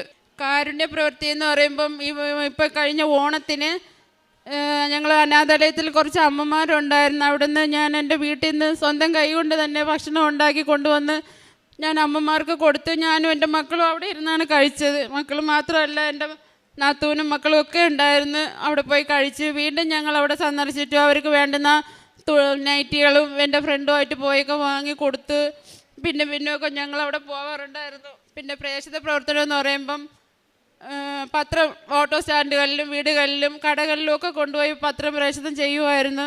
എല്ലാത്തിനും എൻ്റെ ഈശോയ്ക്കും മാതാവിനും. മോള് ജൊഹാന, ഹസ്ബൻഡിൻ്റെ മമ്മി സെറിത്ത്. ഞാനും ഹസ്ബൻഡും മോളും 13 വർഷമായിട്ട് അബുദാബിയിലാണ്. ഞങ്ങളവിടെ സെറ്റിൽഡാണ്. ആദ്യമായിട്ട് കൃപാസനത്തിൽ വരുന്നത് 2022 അതിന് അന്ന് വരാനുണ്ടായ കാരണം എന്ന് പറയുന്നത് ഹസ്ബൻഡിൻ്റെ മമ്മിക്ക് ഒരു ദിവസം പെട്ടെന്ന് ഭയങ്കരമായ വയറുവേദനയും വോമിറ്റിങ്ങും ഒക്കെ ആയിട്ട് ഭയങ്കര ക്രിട്ടിക്കലായി. അങ്ങനെ പെട്ടെന്ന് ഹോസ്പിറ്റലിൽ എത്തിച്ചു. ഹോസ്പിറ്റലിൽ ചെന്നപ്പോൾ ഡോക്ടർ എല്ലാ സ്കാനും ബ്ലഡ് ടെസ്റ്റും എല്ലാം ചെയ്തു. അത് കഴിഞ്ഞ് അപ്പോൾ അതിൻ്റെ റിസൾട്ട് വന്നത് ഗോൾ ബ്ലാഡറിൽ വലിയ സ്റ്റോണുകൾ ഉണ്ടെന്നായിരുന്നു. അത് പാൻക്രിയാറ്റിസിനെ അഫക്റ്റ് ചെയ്ത് പാൻക്രിയാറ്റൈറ്റിസ് എന്ന് പറയുന്ന വലിയൊരു ഇൻഫെക്ഷനും ആയിട്ടുണ്ടായിരുന്നു. അപ്പോൾ തന്നെ ഡോക്ടർ പറഞ്ഞു ഇമ്മീഡിയറ്റ് ആയിട്ട് അഡ്മിഷൻ വേണം, ഫുഡൊന്നും ഓറലി ഒന്നും എടുക്കാൻ പറ്റില്ല, IV ഫ്ലൂയിഡും ആൻറ്റിബയോട്ടിക്സും മാത്രമേ ഉള്ളൂ. അങ്ങനെ ആ സമയത്ത് മമ്മി നാട്ടിൽ ഒറ്റയ്ക്കാണ് താമസിക്കുന്നത്, ഞങ്ങളെല്ലാവരും അബുദാബിയിലാണ്. അപ്പോൾ ആ സമയത്ത് സഹായിക്കാൻ ആരുമില്ല. എൻ്റെ മമ്മിയും എൻ്റെ ബ്രദറും സഹായിക്കുന്നുണ്ടായിരുന്നു, ഇടയ്ക്ക് വന്ന് നോക്കിയിരുന്നു ഹോസ്പിറ്റലിൽ. അങ്ങനെ സ്കാൻ റിപ്പീറ്റ് ചെയ്തു. സ്റ്റോണിനൊന്നും ഒരു മൂവ്മെൻ്റ് ഇല്ല. ഡോക്ടർ പറഞ്ഞു പോകുന്ന നോക്കട്ടെ പക്ഷേ ഒരു മൂവ്മെൻറ്റും ഇല്ല. സ്റ്റോൺ അങ്ങനെ നിൽക്കുന്നു, ഇൻഫെക്ഷനും അതുപോലെ കൂടി നിൽക്കുന്നു. മമ്മി ഓരോ ദിവസവും ക്രിട്ടിക്കൽ സ്റ്റേജിലേക്ക് പോയിക്കൊണ്ടിരിക്കുമായിരുന്നു. അങ്ങനെ ഇരിക്കുന്ന സമയത്ത് ഡോക്ടർ പറഞ്ഞു ഇനി ഇങ്ങനെ വെച്ചുകൊണ്ടിരുന്നിട്ട് കാര്യമില്ല, ആളുടെ നില വഷളായിക്കൊണ്ടിരിക്കുകയാണ്, MRCP എന്ന് പറഞ്ഞൊരു പ്രൊസീജിയർ ചെയ്ത് നമുക്ക് ഈ സ്റ്റോണിനെ മൂവ് ചെയ്യിപ്പിക്കാമെന്ന് പറഞ്ഞു. അങ്ങനെ പറഞ്ഞു. അപ്പോൾ ക്ലോസ് റിലേറ്റീവ്സ് ആരുമില്ല, അതുകൊണ്ട് ഡോക്ടർ വിളിച്ചു. ഹസ്ബൻഡും ഡോക്ടറിനെ വിളിച്ച് സംസാരിച്ചപ്പോൾ നിങ്ങൾ എത്രയും പെട്ടെന്ന് ഇവിടെ വരണം, മോൻ വന്ന് കൺസെൻറ്റ് സൈൻ ചെയ്യാതെ ഇത് ചെയ്യാൻ പറ്റില്ലെന്ന് പറഞ്ഞു. കാരണം ഇതിന് ഒരുപാട് കോംപ്ലിക്കേഷൻസ് ഉണ്ട്. അപ്പോൾ ഞങ്ങൾ ആ സമയത്ത് 2022 കോവിഡൊക്കെ കഴിഞ്ഞിരുന്ന് 2.5 വർഷത്തിന് ശേഷം നാട്ടിലേക്ക് വരാൻ ഞങ്ങൾ 3 പേരും ടിക്കറ്റ് എടുത്ത് ഇരിക്കുമായിരുന്നു. അപ്പോൾ അതിന് ഒരു 2 ആഴ്ച മുമ്പാണ് ഇങ്ങനെ ഒരു സംഭവം ഉണ്ടാകുന്നത്. അപ്പോൾ എത്രയും പെട്ടെന്ന് വരണമെന്ന് പറഞ്ഞുകൊണ്ട് ഹസ്ബൻഡും കുഞ്ഞും വേഗം നാട്ടിലേക്ക് പോന്നു. അവർ വന്ന് എയർപോർട്ടിൽ വന്ന് ഇറങ്ങി. അപ്പോൾ ആ സമയത്ത് അന്ന് രാവിലെ തന്നെ ഓൾറെഡി പ്രൊസീജിയർ പോസ്റ്റ് ചെയ്തേക്കുമായിരുന്നു. ഡോക്ടർ പറഞ്ഞു ഒരു കാര്യം ചെയ്യാം, നമുക്ക് രാവിലെ ഒരു സ്കാനും കൂടെ ചെയ്ത് നോക്കിയിട്ട് പ്രൊസീജിയറിന് കയറ്റാമെന്ന് പറഞ്ഞു. അങ്ങനെ നേരെ സ്കാനിങ് റൂമിലേക്ക് പോകുന്ന വഴിയിൽ മമ്മി വളരെ ക്ഷീണിതയാണ്, വീൽ ചെയറിൽ കൊണ്ടുപോകുന്ന സമയത്ത് ഒരു ലേഡി, അവിടുത്തെ ഹൗസ് കീപ്പിങ്ങിൻ്റെ ഒരു ചേച്ചിയാന്ന് തോന്നുന്നു, ആ ചേച്ചി വന്ന് കൃപാസനം പത്രം കൊടുക്കുകയാണ്. മമ്മിയുടെ ഈ അവസ്ഥ കണ്ടപ്പോൾ കൊടുത്തിട്ട് പറഞ്ഞു ചേച്ചി ഒന്നുകൊണ്ടും പേടിക്കണ്ട, മാതാവ് നോക്കിക്കോളും, പ്രാർത്ഥിക്കാൻ പറഞ്ഞു. മമ്മി അത് ശ്രദ്ധിച്ചില്ല, മേടിച്ച് കയ്യിൽ വെച്ചു, വീൽ ചെയറിൻ്റെ സൈഡിൽ വെച്ചു, അത് നോക്കി ഒന്നും ചെയ്തില്ല. നേരെ കയറിയത് സ്കാനിങ് റൂമിലേക്കാണ്. സ്കാൻ ചെയ്തു. ഡോക്ടർ പറഞ്ഞു സ്റ്റോൺ അവിടെ ഇല്ല, ഇനിയൊരു പ്രൊസീജിയറിൻ്റെ ആവശ്യമില്ല, ഒരു കുഴപ്പമില്ല, 2 ദിവസം കൂടെ കഴിഞ്ഞിട്ട് നമുക്ക് ഡിസ്ചാർജ് ആക്കാം, ഫുഡൊക്കെ ഇനി കഴിച്ചു തുടങ്ങാമെന്ന് പറഞ്ഞു. അതാണ് ഏറ്റവും വലിയ ആദ്യമായിട്ട് മാതാവിൻ്റെ അനുഗ്രഹം ഞങ്ങളുടെ ജീവിതത്തിൽ ഉണ്ടായത്, ആദ്യത്തെ അത്ഭുതം. അത് അമ്മ മാതാവ് ഈശോ വഴി ഞങ്ങളുടെ ജീവിതത്തിൽ ഒരു അത്ഭുതം പ്രവർത്തിച്ചു. അപ്പോൾ അങ്ങനെ ഡിസ്ചാർജായി മമ്മി സുഖം പ്രാപിച്ച് വീട്ടിലേക്ക് പോന്നു. അപ്പോൾ അന്ന് മമ്മി പറഞ്ഞു നമുക്ക് എന്തായാലും എല്ലാവരും ഒരുമിച്ച് ഇവിടെ വന്ന് മാതാവിന് നന്ദി പറഞ്ഞു പോകണം കൃപാസനത്തിൽ നിന്ന്. അങ്ങനെ ഞങ്ങൾ ഒരാഴ്ച കഴിഞ്ഞ് മമ്മി എല്ലാം ഓക്കെ കഴിഞ്ഞപ്പോൾ ഞാനും നാട്ടിലെത്തി. ഞങ്ങൾ എല്ലാവരും ഇവിടെ വന്നു. ആദ്യമായിട്ട് അങ്ങനെയാണ് 2022 ഇവിടെ എത്തുന്നത്, അമ്മയുടെ മണ്ണിൽ കാലുകുത്തുന്നത്. അങ്ങനെ വന്നു. ഉടമ്പടി ഒന്നും എടുത്തില്ല. അന്ന് ഉടമ്പടി എന്താണെന്നോ ഇതെന്താ സംഭവങ്ങളൊന്നും അറിയില്ല. മമ്മി പറഞ്ഞു ഇങ്ങനെ ഉടമ്പടിയൊക്കെ ഉണ്ട്, കുറേ കാര്യങ്ങൾ ചെയ്യാനുണ്ട്, പക്ഷെ നമുക്കതൊന്നും ചെയ്യാൻ പറ്റില്ല. നമ്മൾ വന്നു മാതാവിൻ്റെ അടുത്ത് നന്ദി പറഞ്ഞു പോവാമെന്ന് പറഞ്ഞു. ഇവിടെ വന്നു അവിടുത്തെ മാതാവിൻ്റെ അടുത്ത് വന്ന് ഞങ്ങൾ നേർച്ചയിട്ട് പ്രാർത്ഥിച്ച് അപ്പം തന്നെ 15 മിനിറ്റ് നിന്നിട്ട് പോയി. പക്ഷേ ആ സമയത്ത് ഞാനിവിടെ വരുമ്പോൾ ഇങ്ങനെ കുറേ പ്രാർത്ഥനകളും അച്ഛൻ്റെ പ്രാർത്ഥന അല്ലെങ്കിൽ ഉടമ്പടി പുതുക്കൽ അങ്ങനെ കുറേ കാര്യങ്ങളൊക്കെ കേൾക്കുകയും കാണുകയൊക്കെ ചെയ്തു. അപ്പോൾ ഞാൻ ഓർത്ത് ഇവിടെ എന്തൊക്കെയോ സംഭവിക്കുന്നുണ്ടെന്ന് ജസ്റ്റ് മനസ്സിലാക്കിയിട്ട് കണ്ടിട്ട് ഞാനങ്ങ് പോയി, അത്രേ ഉള്ളൂ. ഞാനാണെങ്കിലും പ്രാർത്ഥിക്കും എന്നല്ലാതെ മാതാവിൻ്റെ അടുത്ത് ഒരു പ്രത്യേക ഒരു ഭക്തിയോ അങ്ങനെയൊന്നും എനിക്കുണ്ടായിരുന്നില്ല. കുടുംബ പ്രാർത്ഥന ചെല്ലും, ഞായറാഴ്ചകളിൽ ചിലപ്പോഴൊക്കെ മുടങ്ങാറുണ്ട് ഡ്യൂട്ടിയുടെ ഇതനുസരിച്ചിട്ട്, അല്ലാത്ത സമയങ്ങളിൽ പള്ളിയിൽ പോവും. അങ്ങനെ ഒരു നോർമൽ ഒരു ഇതിലായിരുന്നു. അങ്ങനെ കൂടുതലൊരു ഭക്തി ജീവിതത്തിലേക്കൊന്നും ഉണ്ടായിരുന്നില്ല. പക്ഷേ ആ വർഷം 2022 ഇവിടെ നിന്ന് ഞങ്ങൾ വെക്കേഷനും കഴിഞ്ഞ് തിരിച്ച് അബുദാബിയിൽ എത്തിയപ്പോൾ തൊട്ട് എൻ്റെ മനസ്സിൽ ഭയങ്കരമായൊരു ചിന്തയാണ്, എങ്ങനെയാണ് ഇവിടുത്തെ ഇത്രയും കാര്യങ്ങൾ, എന്താണ് ഇവിടുത്തെ കാര്യങ്ങളെന്ന് അറിയാം. അങ്ങനെ വേഗം യൂട്യൂബ് എടുത്ത് വെബ്സൈറ്റിൽ കയറി ഫാദർ ജോസഫിൻ്റെ സൈറ്റ് എടുത്ത് സബ്സ്ക്രൈബ് ചെയ്ത് പിന്നെ അവിടെ നിന്ന് തൊട്ട് അങ്ങോട്ട് എല്ലാ സാക്ഷ്യങ്ങളും പ്രയറുകളും അച്ഛൻ്റെ ഉടമ്പടി ധ്യാനങ്ങളും എല്ലാം കേൾക്കാൻ തുടങ്ങി. അപ്പോഴാണ് ഇതെന്താണ് ഉടമ്പടി എന്താണെന്നും അതിൽ നിയോഗങ്ങൾ എന്തൊക്കെയാണ്, നിബന്ധനകൾ എന്തൊക്കെയാണ്, നമ്മൾ ചെയ്യേണ്ട കാര്യങ്ങൾ എന്താണ്, പ്രേക്ഷിത പ്രവർത്തനം അല്ലെങ്കിൽ എന്താണ് കാരുണ്യ പ്രവൃത്തികൾ, അവർ സാക്ഷ്യങ്ങളിലാണ് കൂടുതൽ മനസ്സിലാക്കാൻ പറ്റിയത്. ഇവർ ചെയ്യുന്ന കാര്യങ്ങൾ പറഞ്ഞപ്പോഴാണ് ഇങ്ങനെയൊക്കെയാണ് ചെയ്യേണ്ടതെന്ന് മനസ്സിലാക്കി. അപ്പോൾ അതുവരെ ഞാൻ എപ്പോഴും മൊബൈൽ എടുക്കുന്നത് യൂട്യൂബ് മറ്റ് ഷോർട്സ് റീൽസ് കാണും, അല്ലെങ്കിൽ എൻ്റെ ഫേസ്ബുക്കിൽ നോക്കും. ഇതാണ് എൻ്റെ സമയം ഞാൻ ഇങ്ങനെ കൂടുതലും സ്പെൻഡ് ചെയ്യും. അപ്പോൾ ഞാൻ ഓർത്ത് എന്തുകൊണ്ടാണ് കൂടുതൽ നമുക്ക് സാക്ഷ്യങ്ങൾ കേൾക്കാമല്ലോ എന്ന് വിചാരിച്ച് ഞാൻ അപ്പോൾ തന്നെ ഫേസ്ബുക്ക് അക്കൗണ്ട് ഡീആക്ടിവേറ്റ് ചെയ്തു. ആ സമയം നമുക്ക് സാക്ഷ്യങ്ങൾ കേൾക്കാമെന്നുള്ളതായിരുന്നു എൻ്റെ ഒരു ഇത്. അങ്ങനെ അതിനുശേഷം നെക്സ്റ്റ് 2023 വെക്കേഷന് വരുന്നവരെ ആ ഒരു വർഷം മുഴുവനും ഞാൻ ഈ പ്രാർത്ഥനകളും എല്ലാം കേട്ട് ഉടമ്പടിയിലേക്ക് വരുവാനായിട്ടുള്ള ഭയങ്കര ഒരു പ്രിപ്പറേഷനിലായിരുന്നു. അപ്പോൾ എൻ്റെ ഹസ്ബൻഡും ഇങ്ങനെ നോക്കുന്നുണ്ട്, നീ എന്താ എപ്പോഴും ഇങ്ങനെ പ്രാർത്ഥനകൾ കേൾക്കുന്നത് ഭയങ്കര. അപ്പോൾ ഞാൻ പറഞ്ഞു എന്തായാലും 2023 നമ്മൾ നാട്ടിൽ വെക്കേഷന് വരുമ്പോൾ ആദ്യം ഇവിടെ വരണം, കൃപാസനത്തിൽ അമ്മ മാതാവിൻ്റെ അടുത്ത് വന്ന് ഉടമ്പടി എടുക്കണം എനിക്കെന്ന് പറഞ്ഞു. അപ്പോൾ പുള്ളി ഞെട്ടിപ്പോയി. ഉടമ്പടിക്ക് നീ കുറേ കാര്യങ്ങൾ ചെയ്യാനുണ്ട്, നമുക്ക് ഇതൊന്നും ചെയ്യാൻ പറ്റില്ല. അവിടെ അബുദാബിയിലത്തെ ഗൾഫിലത്തെ ലൈഫ് അറിയാം, നമുക്ക് സമയമില്ല, എപ്പോഴും ജോലി കാര്യങ്ങൾ, വീട്ടിൽ വന്ന അടുത്ത ജോലികൾ, അങ്ങനെ ഇതൊക്കെ എപ്പോൾ നമുക്ക് ചെയ്യാൻ പറ്റും. ഞാൻ പറഞ്ഞില്ല എനിക്ക് ചെയ്യാൻ പറ്റും, ഞാൻ റെഡിയാണ്, പോയി ഉടമ്പടി എടുക്കണം എന്ന് പറഞ്ഞു. അങ്ങനെ 2023 ജൂലൈ 11 ഇവിടെ വന്ന് കൃപാസനത്തിൽ വന്ന് തീർത്ഥാട ഉടമ്പടി എടുക്കുന്നത്. അപ്പോൾ ആ സമയത്ത് പ്രത്യേകിച്ച് ഒരു ക്രിട്ടിക്കൽ കാര്യങ്ങളൊന്നുമില്ല, ഒന്നും എഴുതാൻ അങ്ങനെ പ്രത്യേകിച്ചുള്ള വിഷയത്തിൻ്റെ പുറത്തല്ല വന്ന് ഉടമ്പടി എടുത്തത്. മാതാവിനോട് കൂടുതൽ അടുക്കാനും ആത്മീയതയിലേക്ക് വളരുക എന്നൊരു ഉദ്ദേശം മാത്രമേ എനിക്കുണ്ടായിരുന്നുള്ളൂ.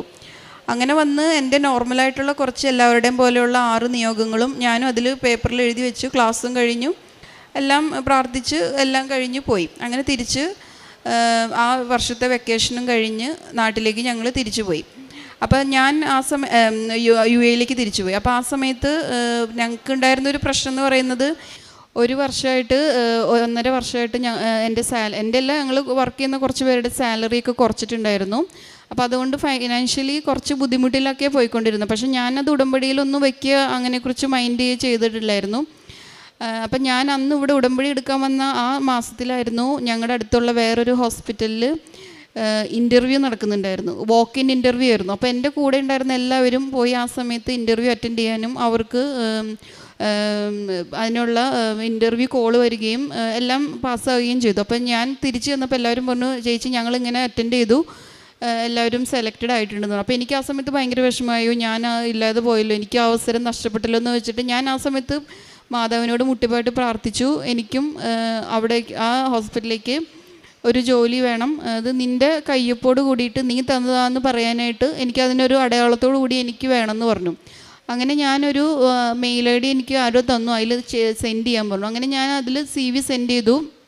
എന്നിട്ട് ഞാൻ പ്രാർത്ഥിച്ചുകൊണ്ടിരുന്നു.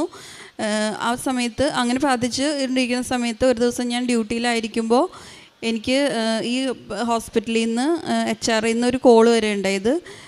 എന്നോട് പറഞ്ഞു, മൈ നെയിം ഈസ് മറിയം എന്ന് പറഞ്ഞു. അപ്പോൾ തന്നെ ഞാൻ വിചാരിച്ചു, ഇത് മാതാവ് എനിക്ക് വേണ്ടിയിട്ട് വെച്ചേക്കുന്നതാണ്. മാതാവിനോട് ഞാൻ അടയാളം ചോദിച്ചപ്പോൾ അപ്പോൾ തന്നെ എനിക്ക് എൻ്റെ മൈ നെയിം ഈസ് മറിയം എന്ന് പറഞ്ഞിട്ടൊരു ലേഡി എന്നെ വിളിച്ചത്.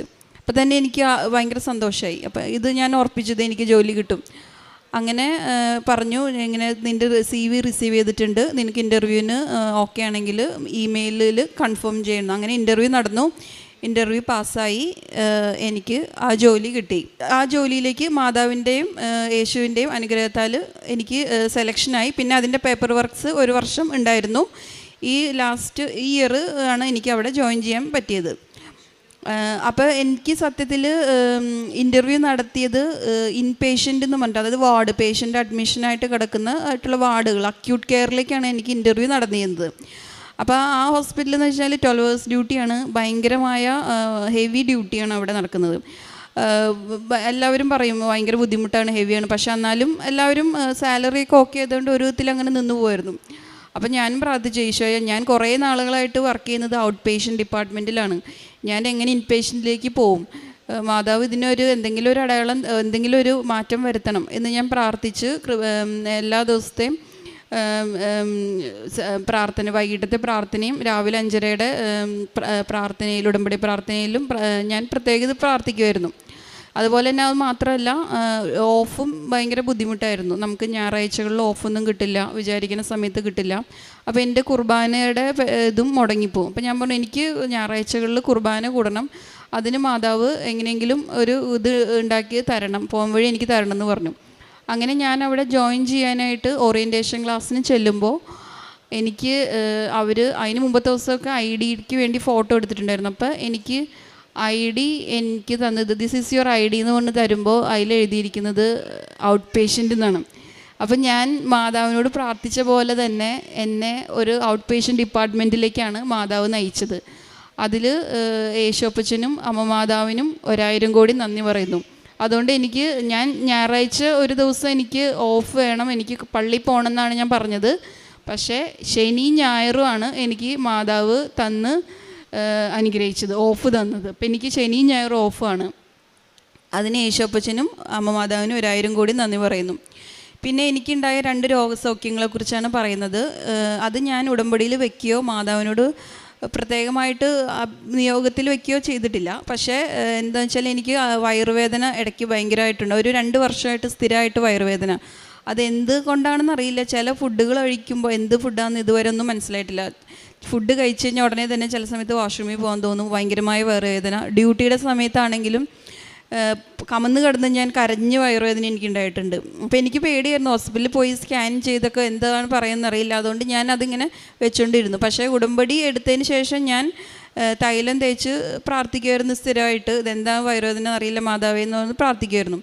അങ്ങനെ എൻ്റെ ഉള്ളിൽ ഹോസ്പിറ്റലിൽ പോവുക എന്നുള്ളൊരു ചിന്ത ഉണ്ടാവുകയുണ്ടായത്. അങ്ങനെ ഞാൻ പോയി ഗ്യാസ്ട്രോ ഡോക്ടറെ കണ്ടു. Doctor scan, blood test, urine, stool എല്ലാ ടെസ്റ്റും നടത്തി. ഡോക്ടർ പറഞ്ഞു, ഈ ടെസ്റ്റുകളൊന്നും ഒരു കുഴപ്പമില്ല, പക്ഷേ ചിലപ്പോൾ ഇത് ഇറിറ്റബിൾ ബൗൾ സിൻഡ്രോം എന്ന് പറഞ്ഞൊരു കണ്ടീഷനായിരിക്കും. നമ്മൾ സ്ട്രെസ്സോ അല്ലെങ്കിൽ കൂടുതൽ ആങ്സൈറ്റി ഒക്കെ വരുമ്പോൾ വരുന്നതാണ്. അതുകൊണ്ട് നീ മെഡിസിൻ സ്റ്റാർട്ട് ചെയ്തോ, ആൻറ്റിബയോട്ടിക് 1 വീക്ക്, അത് കഴിഞ്ഞിട്ട് ഒരു ആൻറ്റി ഡിപ്രസൻറ്റ് എന്ന് പറഞ്ഞൊരു മരുന്നും തന്നു, ഇതും കഴിക്കണം എന്ന് പറഞ്ഞു. അപ്പം ഞാൻ ഓക്കെ പറഞ്ഞിട്ട് ഡോക്ടറിൻ്റെ റൂമിൽ നിന്ന് പുറത്തിറങ്ങി ഞാൻ വേഗം പ്രിസ്ക്രിപ്ഷൻ എടുത്ത് നോക്കി. ഞാൻ വിചാരിച്ചു, ഇതെന്ത് ഇങ്ങനെയൊക്കെ മരുന്ന്, എനിക്കിതിന് അതിൻ്റെ ആവശ്യമൊന്നും എനിക്കില്ല, ഞാനിത് എടുക്കാൻ എന്തായാലും പോണില്ല. മാതാവിൻ്റെ ഉടമ്പടി എടുത്ത ആളാണ് ഞാൻ, മാതാവ് എന്നെ സുഖപ്പെടുത്തുന്ന എനിക്ക് നല്ല ഉറപ്പ് വിശ്വാസം ഉണ്ടായിരുന്നു. അങ്ങനെ അപ്പം തന്നെ ആ പ്രിസ്ക്രിപ്ഷൻ ഡോക്ടറിൻ്റെ റൂമിൽ നിന്ന് ഇറങ്ങിയപ്പോൾ ഞാൻ അത് 4ആയിട്ട് മടക്കി എൻ്റെ ബാഗിൽ വെച്ചു. ഫാർമസിയിലും പോയില്ല, ആ മെഡിസിനും വാങ്ങിച്ചില്ല. അതിനുശേഷം എനിക്കിങ്ങനെ ഒരു വയറുവേദനയെ വന്നിട്ടില്ല. മാതാവും യേശോപ്പച്ചനും അത് എനിക്ക് സുഖം നൽകി അനുഗ്രഹിച്ചു. പിന്നെ വേറൊരു രോഗസൗഖ്യം എനിക്കുണ്ടായത് ആസ്മയാണ്. എനിക്ക് 2016 തൊട്ടിട്ട് അലർജിക് ആസ്മ ഉണ്ടായിരുന്നു. അത് ഇങ്ങനെ കൂടുതലായപ്പോൾ ഡോക്ടറോട് ഇൻഹേലർ എടുക്കണം, എനിക്ക് മീഡിയം റിസ്ക് ആണ് ആസ്മയ്ക്ക്, മീഡിയം ടു ഹൈ റിസ്ക്, അപ്പോൾ നീ ഇൻഹേലർ എടുത്തേ പറ്റുള്ളൂ എന്ന് പറഞ്ഞു. അങ്ങനെ അന്ന് തൊട്ടേ ഞാൻ സ്ഥിരമായിട്ട് ഇൻഹേലർ എടുക്കാൻ തുടങ്ങി. 2 ഇൻഹേലർ എപ്പോഴും എൻ്റെ കയ്യിലുണ്ടാവും, ബാഗിലും ഒരെണ്ണം വീട്ടിലും ഒരെണ്ണം. അപ്പോൾ ഡ്യൂട്ടിക്ക് പോകുമ്പോൾ കയ്യിലും വയ്ക്കും, വീട്ടിലും വയ്ക്കും. അപ്പോൾ അത് തീരുമ്പോൾ എക്സ്പയർ ആകുമ്പോഴും ഞാനിങ്ങനെ റീഫിൽ ചെയ്തുകൊണ്ടിരിക്കുമായിരുന്നു 2016 തൊട്ട് 2022 വരെ. അതിനുശേഷം ഉടമ്പടി 2023 വരെ ഞാൻ ഉപയോഗിച്ചിട്ടുണ്ട്. 2023 വന്ന് ഉടമ്പടി എടുത്തതിന് ശേഷം അത്ഭുതകരമായിട്ട് എനിക്ക് ആസ്മ അങ്ങനത്തെ ഒരു പ്രശ്നം ഉണ്ടായിട്ടില്ല. പണ്ട് ഞാൻ വീട്ടിലൊരു പൊടി അടിക്കുമ്പോഴോ ചൂലെടുക്കുമ്പോഴോ മാസ്ക് ഒക്കെ വെച്ച് ഭയങ്കര സെക്യൂറായിട്ടാണ് ഞാൻ ചെയ്യാറ്, കാരണം എനിക്കിങ്ങനെ അലർജി ഉള്ളതുകൊണ്ട്. തുമ്മലും ഭയങ്കര ബുദ്ധിമുട്ടൊക്കെ ആയിരുന്നു. അപ്പം തന്നെ ഭയങ്കരമായിട്ട് അലർജി വരും, രാത്രി കിടന്ന് ഉറങ്ങാൻ പറ്റില്ല, അങ്ങനത്തെ അസുഖങ്ങൾ വരും. പക്ഷെ അതിനുശേഷം ഞാൻ എത്ര പൊടിയിലും എനിക്ക് ഒരു കുഴപ്പമില്ല. ഞാൻ വളരെ കൂളായിട്ട് പൊടി വന്നാലെല്ലാം മൂക്കിലൊക്കെ കയറും. പക്ഷേ എനിക്ക് അതിന് ശേഷം അമ്മ മാതാവ് അങ്ങനെ ഒരു വലിയൊരു രോഗസൗഖ്യം നൽകി. യേശുപ്പച്ചനും അമ്മ മാതാവും അനുഗ്രഹിച്ചു. ഇൻഹേലർ അതിന് ശേഷം ഞാൻ കണ്ടിട്ട് പോലുമില്ല, ഞാൻ വാങ്ങിക്കാറുമില്ല, ആ ഭാഗത്തേക്ക് നോക്കാറും. എനിക്ക് അതിൻ്റെ ഒരു ആവശ്യമേ വന്നിട്ടില്ല. അങ്ങനെ 2 രോഗസൗഖ്യങ്ങളാണ് എനിക്ക് കിട്ടിയത്. പിന്നെ മോളുടെ കാര്യം, ഇതെൻ്റെ മോള് ഞാൻ പറഞ്ഞു. അപ്പോൾ അവൾ കുറച്ച് ക്ലാസ്സിലൊക്കെ ഒരു പഠിക്കുന്ന കാര്യത്തിലൊക്കെ ഒരു ശ്രദ്ധക്കുറവും കോൺസെൻട്രേഷനൊക്കെ കുറയുമ്പോൾ ഞങ്ങൾ വിഷമിച്ച് ഞാൻ പ്രാർത്ഥിക്കുമായിരുന്നു. അങ്ങനെ ഞാനിങ്ങനെ ഒരു ദിവസം പ്രാർത്ഥിച്ചുകൊണ്ട് അച്ഛൻ ഉടമ്പടിയുടെ സമയത്ത് ധ്യാനത്തിൻ്റെ സമയത്ത് പറയുമ്പോൾ ഞാനിങ്ങനെ ഓർത്തു, എൻ്റെ മോളെ വിഷമിച്ച് ഞാനിങ്ങനെ പ്രാർത്ഥിച്ചു. അവൾക്കും ഇങ്ങനെ ഒരു ശ്രദ്ധക്കുറവിൻ്റെ കാര്യങ്ങൾ പ്രാർത്ഥിച്ചപ്പോൾ അപ്പോൾ അവൾ സ്കൂളിലായിരുന്നു. അപ്പോൾ അച്ഛൻ അന്നത്തെ ധ്യാനത്തിൽ പറഞ്ഞത് ഇങ്ങനെ പറഞ്ഞു, ഒരു സ്കൂൾ കുട്ടിയെ കാണിച്ചു തരുന്നുണ്ട് മനസ്സിൽ. സ്കൂളിൽ കുട്ടി സ്കൂൾ യൂണിഫോം ഇട്ടിട്ടുണ്ട്, വൈറ്റ് ഷൂ ഇട്ടൊരു കുട്ടി എന്ന് പറഞ്ഞു. അപ്പോൾ അന്ന് അവൾ കറക്റ്റ് വൈറ്റ് ഷൂ ഇട്ടിട്ടാണ് സ്കൂളിൽ പോയത്. ബ്ലാക്ക് 2 ഷൂ ഉണ്ട്, പക്ഷെ അന്ന് കറക്റ്റായിട്ട് അവൾ ആ വൈറ്റ് ഷൂ ഇട്ടിട്ട് ആ സമയത്ത് സ്കൂളിലായിരുന്നു. അപ്പം തന്നെ എനിക്ക് മനസ്സിലായി മാതാവും യേശുപ്പയും എൻ്റെ മോളിൽ ബ്ലെസ് ചെയ്തു എന്ന് മനസ്സിലായി. അതിനുശേഷം അവളിൽ ഒരുപാടങ്ങൾ മാറ്റങ്ങൾ ഉണ്ടായിട്ടുണ്ട്. അതിനെപ്പറ്റി അവൾ ഒന്ന് പറയുന്നതായിരിക്കും. ഹായ്, എൻ്റെ നെയിം ജഹാന. ഞാനൊരു I'm giving a testimony that I have witnessed in my life. That the first one is whenever I have sickness or any health problems, I tell my parents to give me the Mother Mary's holy oil and holy salt. And when I eat it, I say the I believe prayer. After saying the I believe prayer, the Mother Mary immediately cures my sickness. That is my first testimony. The second one is I had in my behavior, I have been very greedy and like that. So then I prayed to Mother Mary that my behavior should be changed, and then she immediately changed my behavior, and I prayed to Jesus, and now I'm good. Thank you, Mother Mary, for blessing me and Jesus. യേശുവേ നന്ദി, യേശു സ്തോത്രം. എൻ്റെ പേര് Emmanuel. ആദ്യമായിട്ട് പറയാനുള്ളത്, എനിക്ക് ഒരുപാട് വർഷങ്ങളായി 15 വർഷമായിട്ട് കാലിനൊരു ഓപ്പറേഷൻ സർജറി കഴിഞ്ഞതാണ്. അപ്പോൾ അത് നമുക്ക് റീപ്ലേസ്മെൻറ്റ് പറഞ്ഞാണ് എൻ്റെ ഹിപ്പിന്. അന്നോട്ട് പ്രയറൊക്കെ ഉണ്ട്, എന്നാലും നമുക്ക് അങ്ങനെ ചില സമയങ്ങളിലെല്ലാം നല്ല പെയിൻ വരും. അപ്പോൾ ഈ വൈഫ് ഉടമ്പടി എടുത്തതിന് ശേഷം ഒരു 8 months കഴിഞ്ഞപ്പോൾ എനിക്ക് പെട്ടെന്ന് ഒരു ദിവസം ഫീൽ ചെയ്തത്, ഞാൻ എവിടെ ഇരുന്ന് എനിറ്റാലും ഹിപ്പ് ജോയിൻറ്റ് തെറ്റിപ്പോവും. പിന്നെ അതേപോലെ വാഷ്റൂമിൽ നമ്മൾ ഇരുന്നാലും തന്നെ എണിക്കാൻ പറ്റില്ല നമുക്ക്. അതേപോലത്തെ ഒരു കണ്ടീഷനായിരുന്നു എനിക്ക് ഒരു ദിവസം. അങ്ങനെ നമുക്ക് പുറത്തിരിക്കുമ്പോഴെല്ലാം മക്കളുടെ സഹായമൊക്കെ എടുക്കാൻ പറ്റും, വാഷ്റൂമിൻ്റെ അകത്തൊക്കെ ഇരിക്കുമ്പോൾ നമുക്ക് പറ്റില്ലല്ലോ. അങ്ങനെ അന്ന് ഞാൻ വൈഫിനോട് അത് പറഞ്ഞില്ല. 2 ദിവസം കഴിഞ്ഞിട്ട് ഞാൻ എന്ത് ചെയ്തു, ഉടമ്പടി തൈലം എടുത്ത് പുരട്ടി വിശ്വാസ പ്രമാണം എത്തിച്ചു. ഞാൻ അമ്മ മാതാവിനോട് പറഞ്ഞു, എനിക്കിത് മാറ്റി തന്നെ, എനിക്കിത് പറ്റുന്നില്ല. ഒരു 2 ആഴ്ച മാത്രം എനിക്ക് സ്ട്രഗിൾ ചെയ്യേണ്ടി വന്നുള്ളൂ. അതിന് ശേഷം എനിക്ക് ആ ഫീലിങ്ങേ ഇല്ല. ഇപ്പോൾ എവിടെ ഇരുന്ന് എനിക്കാലും ഒരു കുഴപ്പമില്ല, വാഷ്റൂമിൽ ഇരുന്ന് എനിക്കാനും എനിക്ക് ഒരു പ്രോബ്ലം ഇല്ല. ആ ഒരു തെറ്റൽ, ഹിപ്പ് തെറ്റാന്ന് പറഞ്ഞു കഴിഞ്ഞാൽ എല്ലാവർക്കും അറിയാം. നമ്മൾ ഇരുന്നിങ്ങനെ എനിക്കുമ്പോൾ ജോയിൻ്റ് ഇങ്ങനെ സ്റ്റിഫായി പോകും, പിന്നെ നമുക്കൊന്നും ചെയ്യാൻ പറ്റില്ല. അപ്പോൾ അങ്ങനത്തെ ഒരു അവസ്ഥയായിരുന്നു. അത് ഏറ്റവും വലിയൊരു അത്ഭുതമായിട്ട് ഞാൻ കാണുന്നു. വൈഫ് ഉടമ്പടി എടുത്ത കാരണം കൊണ്ട് നമ്മളിപ്പോൾ ഉടമ്പടി തൈലവും ഉപ്പും എല്ലാം നമ്മൾ എപ്പോഴും യൂസ് ചെയ്യും. കൊച്ചിന് തന്നെ എന്തെങ്കിലും അസുഖം വന്നാലും ഞാൻ ഫസ്റ്റ് തന്നെ ഉപ്പ് കൊടുത്തിട്ട് വിശ്വാസ പ്രമാണം എത്തിക്കാൻ പറയും. ഐ ബിലീവ് എത്തിക്കും മോള്, അത് എത്തിച്ച് കഴിഞ്ഞാൽ അവൾ ഓക്കെയാണ്. അതേപോലെ വലിയൊരു സംഭവം എന്ന് പറഞ്ഞാൽ ഞങ്ങൾ 13 വർഷമായി അവിടെ. അപ്പോൾ ലൈസൻസ് UAE എടുക്കാമെന്ന് പറഞ്ഞു കഴിഞ്ഞാൽ ഇത്തിരി ടഫാണ്. നമുക്കിപ്പോൾ ഒരുപാട് പൈസ ചിലവൊക്കെ ഉള്ളതാണ് അതിൽ. അപ്പോൾ ഞാനതിന് തുനിയാറില്ല. പിന്നെ പുള്ളിക്കാരത്തിൻ്റെ ഒരു ആഗ്രഹപ്രകാരം നമ്മളതിലോട്ട് ഇറങ്ങി. അതും ഒരു വലിയൊരു മിറാക്കിളാണ്. കാരണം തിയറി ഞാൻ ഒരു വട്ടം ഫെയിലായി. അപ്പോൾ അതിന് നിസ്സാര എമൗണ്ട് നമുക്ക് സെക്കൻഡ് ടൈം എടുക്കേണ്ടി വരുള്ളൂ. അപ്പോൾ അന്ന് പോകുമ്പോഴും മമ്മി എന്നോട് പറഞ്ഞിരുന്നു, വിശ്വാസ പ്രമാണം എത്തിക്കുക, ഉപ്പ് കൊണ്ടുപോവുക, തൈലം പുരട്ടാം. എമിറേറ്റ് സൈഡിൽ തൈലം പുരട്ടിയിട്ടാണ് ഞാൻ പോയത്. തിയറി ഞാൻ ഫെയിലായി. എന്നാലും ആ വിശ്വാസം ഞാൻ കൈവെടിഞ്ഞില്ല. രണ്ടാമത് തിയറി എഴുതി പാസ്സായി. അത് കഴിഞ്ഞിട്ട് ഞാൻ ടെസ്റ്റിന് പോയപ്പോൾ ഉണ്ടായ അത്ഭുതം എന്താണെന്ന് വെച്ച് കഴിഞ്ഞാൽ, ഞങ്ങളിരുന്ന ബസ്സിൽ നിന്ന് കുറച്ച് പേരെ മാറ്റിയിട്ട് ഞാൻ ആ ബസ്സിൽ തന്നെ ആയിരുന്നു. അവരെനിക്ക് തന്നൊരു ലേഡി, ഒരു അറബി ലേഡി ആയിരുന്നു. അപ്പോൾ തന്നെ അന്നും ഞാൻ ഇതേ പ്രൊസീജിയർ തന്നെ ചെയ്തത്, ഉപ്പും തൈലവും പുരട്ടിയാണ് പോയത്. മാതാവ് വന്ന പോലെയാണ് എനിക്ക് അവിടെ തോന്നിയത്. കാരണം ഒരു ലേഡി ജെൻസിന് വരാറില്ല, അങ്ങനെ സ്വതവേ അങ്ങനെ കേട്ടിട്ടില്ല. അങ്ങനെ ഞങ്ങൾ കുറച്ച് പേർക്ക് വേണ്ടിയിട്ട് ഒരു ലേഡി ആയിരുന്നു അവിടെ ടെസ്റ്റിന് വന്നത്. ഞാൻ ഫസ്റ്റ് അറ്റംപ്റ്റിൽ തന്നെ എൻ്റെ തെറ്റി. സെക്കൻഡ് അറ്റംപ്റ്റിലും പുള്ളിക്കാരി ചോദിച്ചു, did you check the mirror? ഞാൻ പറഞ്ഞു ചെക്ക് ചെയ്തു എന്ന് പറഞ്ഞു. ബട്ട് ഞാൻ ചെക്ക് ചെയ്തില്ലായിരുന്നു. അപ്പോൾ അങ്ങനെ ഒരു തെറ്റ് മിസ്റ്റേക്ക് വന്നെങ്കിലും മാതാവ് അത്ഭുതകരമായിട്ട് എനിക്ക് ആ ലൈസൻസ് കിട്ടാനായിട്ട് എനിക്ക് അനുഗ്രഹിച്ചു. ലൈസൻസ് ലഭ്യമായി. അതൊരു വലിയൊരു അത്ഭുതമാണ്. ഞാൻ കാണുന്നു മാതാവ് വന്ന് തന്നെ ഹെൽപ്പ് ചെയ്ത പോലെ തന്നെ എനിക്ക് തോന്നിയത്. അതുപോലെ ഇപ്പോൾ UAE റെൻറ്റ് വളരെ കൂട്ടിയിരുന്നു. അപ്പോൾ അതിൽ ഞങ്ങൾ ഇപ്പോൾ കുറച്ച് നാളായിട്ട് സ്ട്രഗിൾസ് ആയിരുന്നു.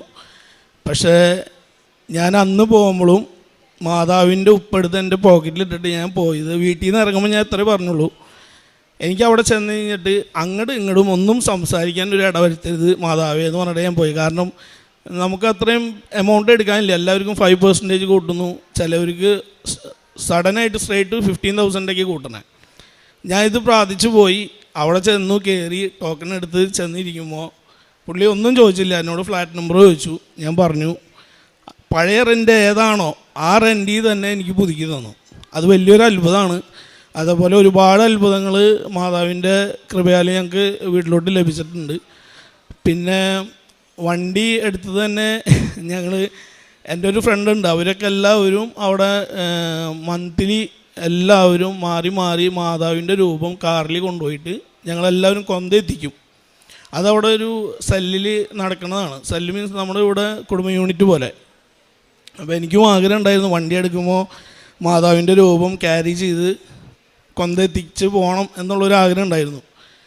ഞങ്ങൾക്ക് വണ്ടി എടുക്കുമ്പോഴും ഭയങ്കര കൺഫ്യൂഷനായിരുന്നു. ഏത് കളർ എടുക്കണം, ഏത് വണ്ടി എടുക്കണം, എന്ത് എടുക്കണം എന്നുള്ളൊരു ഇതിലായിരുന്നു. ഞാൻ തന്നെ ഒരുപാട് പ്ലാൻ ചെയ്യുന്ന ആളാണ്. പക്ഷേ അതിൽ മാതാവ് ഇടപെട്ടു. ഗ്രീൻ കളർ വണ്ടി, മാതാവിൻ്റെ തിരിയുടെ കളർ വണ്ടി കിട്ടി. അതുമല്ല, അപ്പോൾ തന്നെ നേഴ്സസ് മിനിസ്ട്രിയുടെ ഇവരുടെ ഗ്രൂപ്പിൽ നിന്ന് ചോദിച്ചു മാതാവിൻ്റെ രൂപം കൊണ്ടുപോകാൻ നെക്സ്റ്റ് ഡേ നിങ്ങൾക്ക് പറ്റുമെന്ന് ചോദിച്ചു. ഞാൻ വണ്ടി എടുത്ത് 3 days കഴിഞ്ഞ് കഴിഞ്ഞപ്പോഴാണ് 1 വീക്കിനുള്ളിലാണ് സാറ്റർഡേ അവർ പറഞ്ഞു ഇങ്ങനെ വീട്ടിൽ വയ്ക്കാൻ പറ്റുമോ. അപ്പോൾ തന്നെ ഒരു അത്ഭുതം തന്നെയായിട്ട് ഫീൽ ചെയ്തത്. നേരെ അതിനൊന്നും മടി കാണിച്ചില്ല. അതിന് നമ്മൾ പറയുക ചെയ്ത് എസ് പറഞ്ഞു. വീട്ടിൽ വന്നു. മാതാവിനെ വീട്ടിൽ വെച്ച് പ്രാർത്ഥിക്കാൻ ഒരു ദിവസം നമുക്ക് അനുഗ്രഹം ലഭിച്ചു. അമ്മ മാതാവിന് 1000 നന്ദി പറയുന്നു.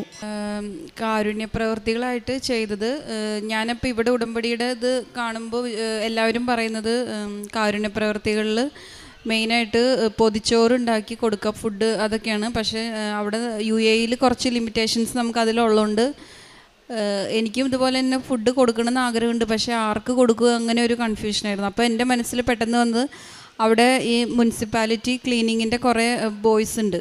അപ്പോൾ ഓരോ കിലോമീറ്ററിലും ഓരോ ബോയ്സിനെ അവർ അലോക്കേറ്റ് ചെയ്തിട്ടുണ്ട് ക്ലീനിങ് ചെയ്യാനായിട്ട്.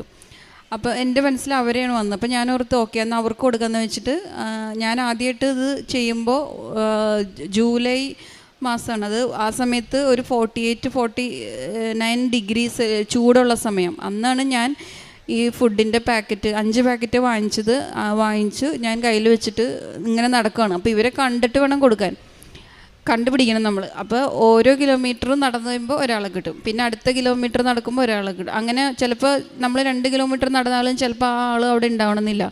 പക്ഷെ ആദ്യം ഞാനിങ്ങനെ ആ സമയത്ത് ആദ്യത്തെ പ്രാവശ്യം ഞാൻ നടക്കുമ്പോൾ ഞാൻ ഏകദേശം 6 കിലോമീറ്റർ 7 കിലോമീറ്റർ നടന്നിട്ടും എനിക്ക് ആരെയും കാണാൻ പറ്റിയില്ല ഈ ക്ലീനിങ്ങിന്, കാരണം ചൂട്. അപ്പം ഞാൻ അന്വേഷിച്ചു. ഞാനപ്പോൾ എൻ്റെ അവിടെ ഫ്ലാറ്റിൽ വന്ന് ചോദിച്ചു, ഈ ചേട്ടാ ഇവിടുത്തെ ആൾക്കാരൊന്നും കാണുന്നില്ല എന്തെന്ന് വെച്ച് പറഞ്ഞു, അതറിയില്ല, ഇപ്പം ചൂട് കൂടുതൽ കാരണം അവരുടെ ടൈം ഷിഫ്റ്റ് ചെയ്തു, ഈവനിങ്ങിൽ അവർ ഷിഫ്റ്റ് വരുന്നു.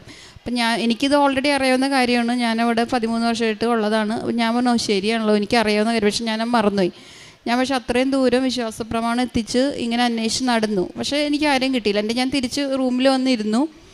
എന്നിട്ട് കുറച്ച് നേരം കഴിഞ്ഞ് ചൂടിൻ്റെ ഇത് കുറഞ്ഞപ്പോൾ പിന്നെ ഞാൻ പോയി ഇതുപോലെ 6 കിലോമീറ്റർ 7 കിലോമീറ്റർ പിന്നെയും ഞാൻ നടന്നു പോയി അപ്പോഴും ഞാൻ ഫാസ്റ്റിങ്ങിൽ ഇരിക്കുകയാണ്. അങ്ങനെ ഒരു തുള്ളി വെള്ളം പോലും കുടിക്കാതെ അങ്ങനെയാണ് ഇവരെ കണ്ടെത്തി ഫുഡുകളൊക്കെ എനിക്ക് കൊടുക്കാൻ പറ്റി. പിന്നെ അത് ഞങ്ങൾ എല്ലാ ആഴ്ചയിലും അങ്ങനെ ചെയ്യാൻ തുടങ്ങി. അത് മാത്രമല്ല, മറ്റ് ഇങ്ങനെയുള്ളവരല്ല, അല്ലാതെ നമുക്ക് അവിടെ വിഷമിച്ചിരിക്കുന്നവർ, ചിലപ്പോൾ ആൾക്കാർ വെള്ളം കിട്ടാതെ ഇരിക്കുന്നവർ, ചൂടിൻ്റെ സമയത്ത് വേർത്തൊലിച്ച് പണിയെടുക്കുന്നവർ, അവർക്കൊക്കെ ഞങ്ങൾ സ്നാക്സും വെള്ളവും ഒക്കെ വാങ്ങിച്ചു കൊടുക്കാറുണ്ട്. അതുപോലെ നാട്ടിലാണെങ്കിലും മമ്മി ഇവിടെ ഒരു ഓർഫനേജിൽ എല്ലാ മാസവും അവർക്കുള്ള സാധനങ്ങളും ഗ്രോസറി പർച്ചേസിങ്ങിനൊക്കെ ഉള്ള പൈസ കൊടുക്കാറുണ്ട്. അവർക്ക് ഫുഡിനുള്ള ഇതും പൈസയും കൊടുക്കാറുണ്ട്. പിന്നെ ഞാൻ ഇവിടുന്ന് ഉടമ്പടിയെടുത്തതിന് ശേഷം ഞാൻ ചെയ്തൊരു കാര്യം എന്ന് വെച്ചാൽ, പ്രേക്ഷിത വേല എങ്ങനെ ചെയ്യാൻ പറ്റുമെന്ന് ഓർത്തപ്പോൾ എനിക്ക് തോന്നി ഒരു കൃപാസനം ഗ്രൂപ്പ് ഉണ്ടാക്കാം എന്ന് വിചാരിച്ചു. അങ്ങനെ ഞാനൊരു വാട്സപ്പ് ഗ്രൂപ്പ് ക്രിയേറ്റ് ചെയ്തു. എനിക്കറിയാവുന്ന കുറേ പേര് ആഡ് ചെയ്തു. പിന്നെ കൃപാസനത്തെക്കുറിച്ച് അറിയാത്തവരെയും എല്ലാവരെയും കുറച്ച് പേരെ ആഡ് ചെയ്തിട്ട്, ഒരു 10-20 പേരെ ആഡ് ചെയ്തിട്ട് ഡെയിലി അവർക്ക് സാക്ഷ്യങ്ങളും ഇവിടുത്തെ ഉടമ്പടി പ്രയറും ഞാൻ അതിൽ സെൻഡ് ചെയ്ത് കൊടുക്കുമായിരുന്നു. അതുപോലെ സ്ഥിരം സ്റ്റാറ്റസിൽ ഇടുമായിരുന്നു. പിന്നെ ഞങ്ങൾ ചെയ്തൊരു കാര്യം എന്ന് പറഞ്ഞാൽ, ഇവിടെ അഖണ്ഡ ജപമാല നടക്കുമ്പോൾ എനിക്ക് ഭയങ്കര ആഗ്രഹമായിരുന്നു ഞങ്ങൾക്കും അതുപോലെ ചെയ്യണമെന്ന്. അങ്ങനെ ഈ വർഷം ഈ 2025 ഒക്ടോബറിൽ ഇവിടെ അഖണ്ഡ ജപമാല നടത്തുന്ന സമയത്ത് അവിടെ ആ ശനിയാഴ്ച അന്ന് ഞാനും ഹസ്ബൻഡും മോളും ഞങ്ങൾ രാവിലെ ഞങ്ങളും ഇതുപോലെ ജപമാല എത്തിച്ച് ഞങ്ങളുടെ അവിടെ ഇടവക പള്ളി വരെ നടന്നു പോയി. അതായത് ഏകദേശം ഒരു 6 കിലോമീറ്ററോളം ഉണ്ട് നടക്കാൻ. അത്യാവശ്യം നല്ല ചൂടുള്ള സമയം തന്നെയായിരുന്നു. ഞങ്ങൾ നടന്ന് പോയി 8 ജപമാല എത്തിച്ച് മാതാവിന് സമർപ്പിച്ച് ഞങ്ങൾ അവിടെ ചെന്നപ്പോൾ കുർബാനയുടെ സമയമൊന്നും ഞങ്ങൾക്കറിയില്ലായിരുന്നു. ആ സമയത്ത് മലയാളമൊന്നുമില്ല. അപ്പോൾ അവിടെ ഒരു കുർബാന ഉണ്ടായിരുന്നു. അത് ഇറ്റാലിയൻ കുർബാനയായിരുന്നു. ആ സമയത്ത് ആ കുർബാന അറ്റൻഡ് ചെയ്ത് കുർബാനയും സ്വീകരിച്ചിട്ടാണ് ഞങ്ങൾ അവിടെ നിന്ന് പോകുന്നത്. ആ സമയത്തെന്ന് പറഞ്ഞാൽ ഹസ്ബൻഡിന് അത്രയും ദൂരം കാലിന് ചെറിയ പ്രോബ്ലം ഉള്ളതുകൊണ്ട് അത്രയും ദൂരം ഒന്നും നടക്കാൻ പറ്റില്ല. കുറച്ച് നടക്കുമ്പോഴത്തേനും കാലിൻ്റെ ഹിപ്പിന് ഒരു ബുദ്ധിമുട്ട് വരും. പക്ഷെ അന്ന് അത്രയും കിലോമീറ്ററുകളോളം ആ ചൂടത്ത് നടന്നിട്ടും യാതൊരു കുഴപ്പമില്ലാതെ, ഈവൻ ഞാൻ ക്ഷീണിച്ചെങ്കിലും ഹസ്ബൻഡിന് കാലിന് ഒരു കുഴപ്പമില്ലാതെ അമ്മ മാതാവും യേശോപ്പച്ചനും ഞങ്ങൾ ആ അഖണ്ഡ ജപമാല റാലി ഞങ്ങൾ 3 പേരും ചേർന്നിട്ടാണെങ്കിലും അത് നടത്താനായിട്ട് സക്സസ്ഫുള്ളി അത് കംപ്ലീറ്റ് ചെയ്യാനായിട്ട് സഹായിച്ചു.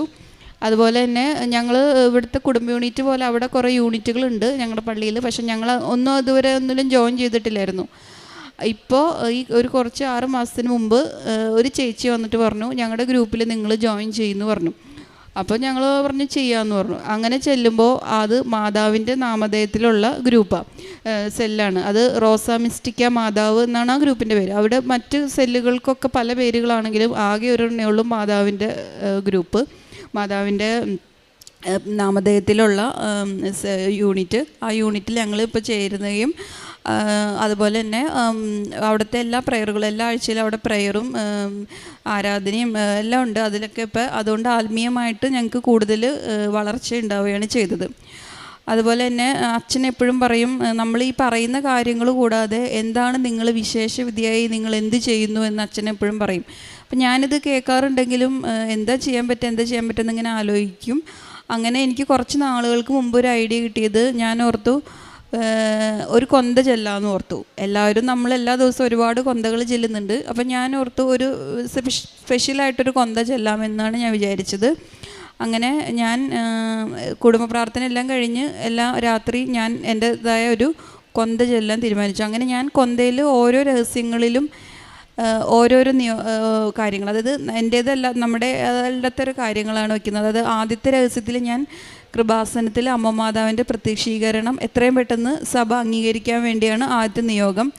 രണ്ടാമത്തെ നിയോഗം ഞാൻ വയ്ക്കാറ് ഇവിടുത്തെ എല്ലാവരെയും ഞാൻ ഓരോരുത്തരെയും പേര് പറഞ്ഞാണ് മുഖം അവരുടെ മനസ്സിൽ കണ്ടിട്ടാണ് ഞാൻ പ്രാർത്ഥിക്കുന്നത്. ജോസഫ് അച്ഛനെയും അലക്സ് അച്ഛൻ, പിന്നെ അതുപോലെ തന്നെ ഇവിടുത്തെ സിസ്റ്റേഴ്സ്, ജോമോൾ സിസ്റ്റർ, പിന്നെ പാട്ട് പാടുന്ന ചേച്ചിയും ചേട്ടന്മാരും, പിന്നെ ചേച്ചിയും ചേട്ടനും, വിജയകുമാർ സാറ്, പിന്നെ മറ്റ് ഇവിടുത്തെ സെക്യൂരിറ്റി ആയിട്ടുള്ളവർ, കൗണ്ടറിലിരിക്കുന്നവർ, ക്ലാസ് എടുക്കുന്ന ബ്രദേഴ്സ് സിസ്റ്റേഴ്സ്, ഇവരെല്ലാവരെയും എല്ലാ ദിവസവും ഞാൻ രണ്ടാമത്തെ രഹസ്യത്തിൽ സമർപ്പിച്ച് പ്രാർത്ഥിക്കും. മൂന്നാമത്തെ രഹസ്യം ഞാൻ പ്രാർത്ഥിക്കുന്നത്, കൃപാസനത്തിൽ വരാൻ ആഗ്രഹിക്കുന്ന ഒരുപാട് മക്കൾ, അവർക്ക് സാമ്പത്തിക പ്രശ്നം അല്ലെങ്കിൽ വീട്ടിൽ ഉള്ള ബുദ്ധിമുട്ട്, അവരെ വിടാത്ത അങ്ങനത്തെ ചില ഫാമിലീസ് ഉണ്ട്. അവരെല്ലാവരും എത്രയും പെട്ടെന്ന് അമ്മ മാതാവിൻ്റെ ഈ മണ്ണിൽ വന്ന് വരണമെന്നും അവരുടെ പ്രാർത്ഥനകളും നിയോഗങ്ങളും അമ്മ മാതാവ് യേശോപ്പച്ചനും നടത്തി കൊടുത്ത് അവരെ വലിയൊരു സാക്ഷിയായി ആൾത്താരയിൽ നിർത്തണമെന്നാണ് ഞാൻ പ്രാർത്ഥിക്കാറ്.